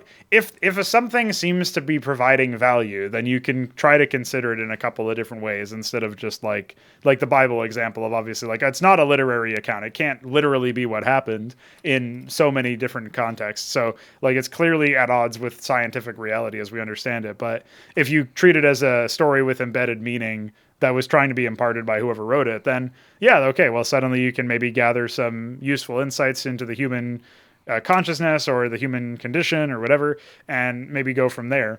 And you can apply that principle to so many different things. Like, I don't have to be depressed that my work is not perfect. I can see it as a stepping stone instead. And when I recontextualize what it actually is, or I think about what if this is true? Like, what if the hypothesis is the Bible is an embedded, like, literary work or whatever, fictional work, just like everything else. If I do that same thing, I apply that to a bunch of other stuff. I apply that to the idea of, my own early projects of like, what if instead of being like trying to be something that they aren't, they are actually a stepping stone into me doing better things in the future? Then that's great. Like that's suddenly I can actually add value to it. And maybe it helps to recontextualize past experiences that you're not happy about with, I don't know, like there's one of the Stoic questions that people ask themselves is how is this, well, they go really heavy with it. They say, how is this the best thing that ever happened to me? Even if it's like actually really terrible. But like, if you do force yourself into that mindset of like, just consider how this could possibly be good for me in whatever ways, like don't discard the negative stuff, but accept that. And then now think about how you can turn it into a positive thing. That's probably very empowering. And so I think the reason I'm able to be disciplined even in the face of like setbacks and silliness and like, oh, the deadline, we missed it, now we have to like work more or whatever, or even more heavy stuff like, like I broke my bone a while ago. I couldn't walk for a little bit. That was like many years ago now, but I was still able to do some pretty steady work and despite that and whatnot, and like eventually healed that up. Like all that shit can be setbacks and all that stuff. Like obviously you're dealing with way worse stuff and way more annoying stuff than I am, but I think you can probably apply the same kind of mental state stuff and maybe get to a similar spot. I wouldn't be able to tell you what the process of that looks like, but that's sort of roughly speaking how that happened. Because like I said, I didn't always used to be disciplined by any means. Well, one can only hope I figure it out because I don't have much time to do so now. Yeah, dude, you got to smooch it up. You got to think about it as a new apartment, new you, actually. Instead of new. See, I thought about that when we moved here. Right. But then it turned into an even worse disaster than I could have ever imagined. Right. So it's just been 10 years of just absolute insanity. Like, I've actually tried to record a coffee hour about a dozen times at this point. But when I actually talk about this situation and lay it out, I just get really, really, really worked up and really agitated. And it just turns into hours of rambling. It's just like I can't do it because this situation is just so fucking loaded. It's just absolutely insane how bad everything has gotten. Well, it might actually, I mean, I don't know if it really seems like it helps in the moment, but it might actually be helpful to, even if it is just ranting and shit, to actually get it out and work your way through. That's how a lot of people actually work through whatever problems they might be facing, or even like on a more mundane level. Like I got this design problem or programming problem that I got to work through. Just talking it out can actually give you a lot of ideas. So even though it's not turning into usable material for a coffee hour, I guess, maybe it does give you some insight that you can later use, even if it takes a while. I mean, at least it keeps your mind busy, right? Yeah. I don't know. Sometimes it's good just to do something just to keep yourself from completely falling too far into the deep end. Yeah, let your subconscious work out whatever it can work out of stuff while you do other things. That's definitely a tactic. Like you were saying, when you were too tired, you do mapping or whatever the fuck, right? So yep. It's kind of a similar idea. Well, we have definitely cracked the 3-hour mark here. We're actually bordering on a little bit over 3.5. So I think that will probably do it for Armageddon Isle. We'll see. You said that there's a little bit of time before you actually have to go. So I think we're still looking good for 69 next episode. Yeah, I'm not sure what time that's going to be. At the very least, minimum, it's going to be slightly over a week from now. Because I don't think we can even begin to do anything until April. I mean, I don't know if we even have this place yet. It's not like guaranteed. So we could actually get turbo fucked really quick here. But I think April 1st is like the earliest they can do anything. And again, I'm not sure why they're rushing it. We've got another month to go. So I think we can probably get to 69. You want to do Platform 69? I want to do BBT 69. There's a lot of 69s going around, man. Yep. All right. So that'll be it, I guess, unless you got any other questions. I think that's it for now. You did ask a while ago if I'd like you to record any talks or whatever. Yeah. Definitely like one of the subjects I was going to ask about, but what we ended up talking about it here anyway, was like how your RTS sensibilities have changed over the years and all of that stuff. Maybe like odds are we can continue to make more maps. Like people are making more melee maps and stuff for CMBW. Mm-hmm. Maybe we can get more 2v2s. Maybe we can get more general play on like longer maps which support longer play and stuff in 1v1 context. Maybe we can get somewhere with that and get longer games then that are a little bit more sensible, a little bit more playable, and a little bit less about making one mistake and losing. And so hopefully that can help stabilize the early game as we're still continuing to try to do that. So yeah, with any luck, maybe we'll have more to talk about, not just in the next BBT, but like in future recordings, you might be able to have more of a sample size to draw upon for what might be a better and healthier version of the game state. Maybe that gives you more ideas or something. Because a sequel to CMBW Ramble would be good, but I was hoping to get more sample size of longer games before then, just so you could get more info. But I guess if you have other observations and stuff, feel free to do that at any time. But, yeah. I haven't, obviously there hasn't been a lot of casting for me for a while now. Probably will remain that way until after the move and things stabilize. I hope I can jump back into it right away, but I have to judge if I can actually do that or not. Yeah, it'll be a thing that I think will take some time to really, like, it's hard for me to understand stuff when I don't even get through the beginning phases of most games. Yeah, of course. It's very obvious that I'm just at a very early stage of understanding how to play in general, and it's like I'm super reluctant to really comment on stuff that I don't really understand that much. So it's like I can cast it, but I don't necessarily understand it at this point. So there'll probably be some future returns to that, especially if you do end up doing any major statistical overviews, or I think you still have stuff you're trying to add. Yeah, there's still a few things unit-wise. that we're trying to find space in iScript. If we extend iScript, well, let me just say there could be a fourth race on our cards and not just Armageddon. So you never know, man. You never know what could happen. But yeah, there's all sorts of I imagine it fun all shit. comes down to how Antikythera does and how your work on that goes. Yeah. I was thinking that even if we don't end up getting the Indie Fund pitch, we can just, at that point, like, continue development on that stuff. Either way, I'm pretty sure that our first game will be able to come out. Like, it's just, does it come out, like, late in the year because we didn't get the funding, or does it come out earlier because we did get the funding? We could, do less work to pay the bills and shit. So, yeah, if we can, it really depends on the pace of that, but also depends on, like, how arduous it is to do some of these other things. I would really like to get a 2v2 tournament played in April, but that's another projection that it depends on, replay/witness UI improvements, and also the desync is really probably the big one. one. Yeah, any sort of That's, instabilities like that need to be squashed. Did you try disabling the random?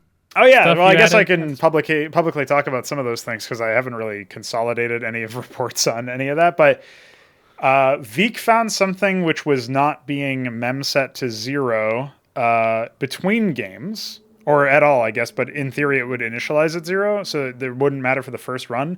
However, since he fixed that, we haven't, like, we played it when we played Main Street, we played it, I played it when I was playing with, like, Kia and some other people earlier. Because when I played with the Shambler, maybe? with BDB or Shambler. Oh, okay. Oh, maybe it was with Shambler. Yeah, when I played with Shambler, it was just desyncing like crazy. But That I think was they when we fixed had that. just initialized a new function that allowed us to track APM, and we found the fix for that. That's already fixed. Okay. The randomness thing, though, there was something that wasn't set correctly, and it could have caused issues between games, but not on the first game. However, since that's been fixed, I haven't had any insta drops. I've played like maybe 20 games now, and there's not been a single like insta drop. So it feels like So maybe what we that really was need the is case. more replay material to really see if it even had anything to do with that at all. Yeah, I haven't. There were some people saying that they had to do a sacrifice in the replay instructions, but I also haven't actually had to do that when on those replay. I just started it normally because I forgot and it actually worked. So I don't know, like holding out fingers crossed kind of fucking shit, but who knows, man? That's Maybe one I of those was onto something with the randomness Yeah. having something in it that was doing that. Yeah. It's just one of those things where it's like there's a trend here, has to be something related to it. So it also gives you an idea. Maybe you can look elsewhere in the project if there's something like that being used elsewhere. If it's not being set properly, it's just one of those little things. It's probably very hard to track that stuff, I imagine. Yeah. I mean, the biggest issue is that, like, with the mid-game desyncs or whatever, is that we have no idea. Like, we have the in-game entity extenders enabled now, so there's some odd instability that we have to figure out that is, unfortunately, very mystifying. But I think we'll be able to focus a little bit more on that in the coming week. It's just like, I don't know. We have to continue to do stuff. Like, it's really important for the CCMU extender to be enabled if we're going to have a 2v2 team game, because like even at 2v2, you can get to really long games where you have more than 1,700 units. I was astonished how fast CCMU got hit in the FFAs. Yeah, of course. It felt like sometimes it got hit like 8 or 9 minutes in. Yeah, that's crazy. So that's There the was kind one of that thing was that just can happen. insane. Well, you already have like 200, 300 units taken up by minerals or whatever, or like however many resources there are. So. It's like 2 Zergs expanding will take it out really quick. Yeah. So, yeah, and then there was also, I mean, I don't know. There's like a bunch of stuff. I'm pretty sure there's still other like issues we have to squash. If we can wrangle all of that stuff in and actually like rely, the biggest issue is that you can't really know if you've 100% fixed like something like a desync, because it just doesn't happen. It's really hard to notice sometimes because, like, for me, when I was casting replays running into the desyncs, it's not even consistent that the harvesters stop working. Yes. Yeah. So that's not even like a reliable read, and the colors can be correct and it can still fuck. Yes. up. Yeah. Like the one Shambler game versus you, how many times I had to restart it was crazy, and it was never clear that it was working or not until I actually ran it to the very end. And then I couldn't cast it anymore because they can't rewind it. So I had to rerun it again and just hope for the best. And it was inconsistent when it worked and when it didn't want to work. Yeah, so and then it was obviously really frustrating. the fact that the vultures died in your run, but they didn't die in the actual game. Yeah, nice. Yeah. Stupid. Yeah, hopefully that stuff is taken care of. But I also mean, like, if you desync errantly like 40 minutes into a game or whatever, it's like, okay, well, how do we fix that? Like, if say we did fix it, how would we know? Because it's like low variance, and there's it's no. very like, hard to test that. Yeah, what are you gonna say? Like, it would have desynced really here if you depend on what didn't your fix this fix code. was. Like, you can't print out a message saying that or something. You know what I mean? Yeah. You just don't know what exactly causes it. So, yeah, there's also definitely one of the big things about Unreal that I've gotten really fond of is the debugging tools. Yeah, just being knowing able what to do each more variable is on an instance of an object in the game. It does seem like trying to do networking stuff in Unreal is a bit more convoluted than I thought it would be, but I think at least it's you know only have that to you're set up walking once. into a system that's been used in shipped products before. Yeah, absolutely. Versus Unity, where you're stuck buying something off of a marketplace that's entirely unknown. Yeah. So, Classic. like, there's no surprise Unity games, especially phone games, have a lot of networking issues. Even big ones like Genshin Impact, their networking is unbelievably bad. Yeah, I was playing a game that I think is actually an Unreal game called Generation Zero. Funnily enough, it also has zero content. But the game, I was like shooting enemies in next to my brother while he was playing it, and he was like, "What are you shooting?" So it doesn't. You can cause issues, assuming that is an Unreal game. There's still definitely a learning curve to the whole replication thing. I have not gotten into. I don't know anything about that. Yeah. So it's a system that works, but you do have to know how to work it. So. Yeah. Well, maybe on the next episode we can talk about my Unreal project and the shit that I'm doing if I have had time to work on that a little bit more since then. And so that might be something neat to talk about. But yeah, interesting stuff anyway. And yeah, all right. Well, that was episode 68, I think. I got to run off anyway. So GG then. Until the next time, smoke weed.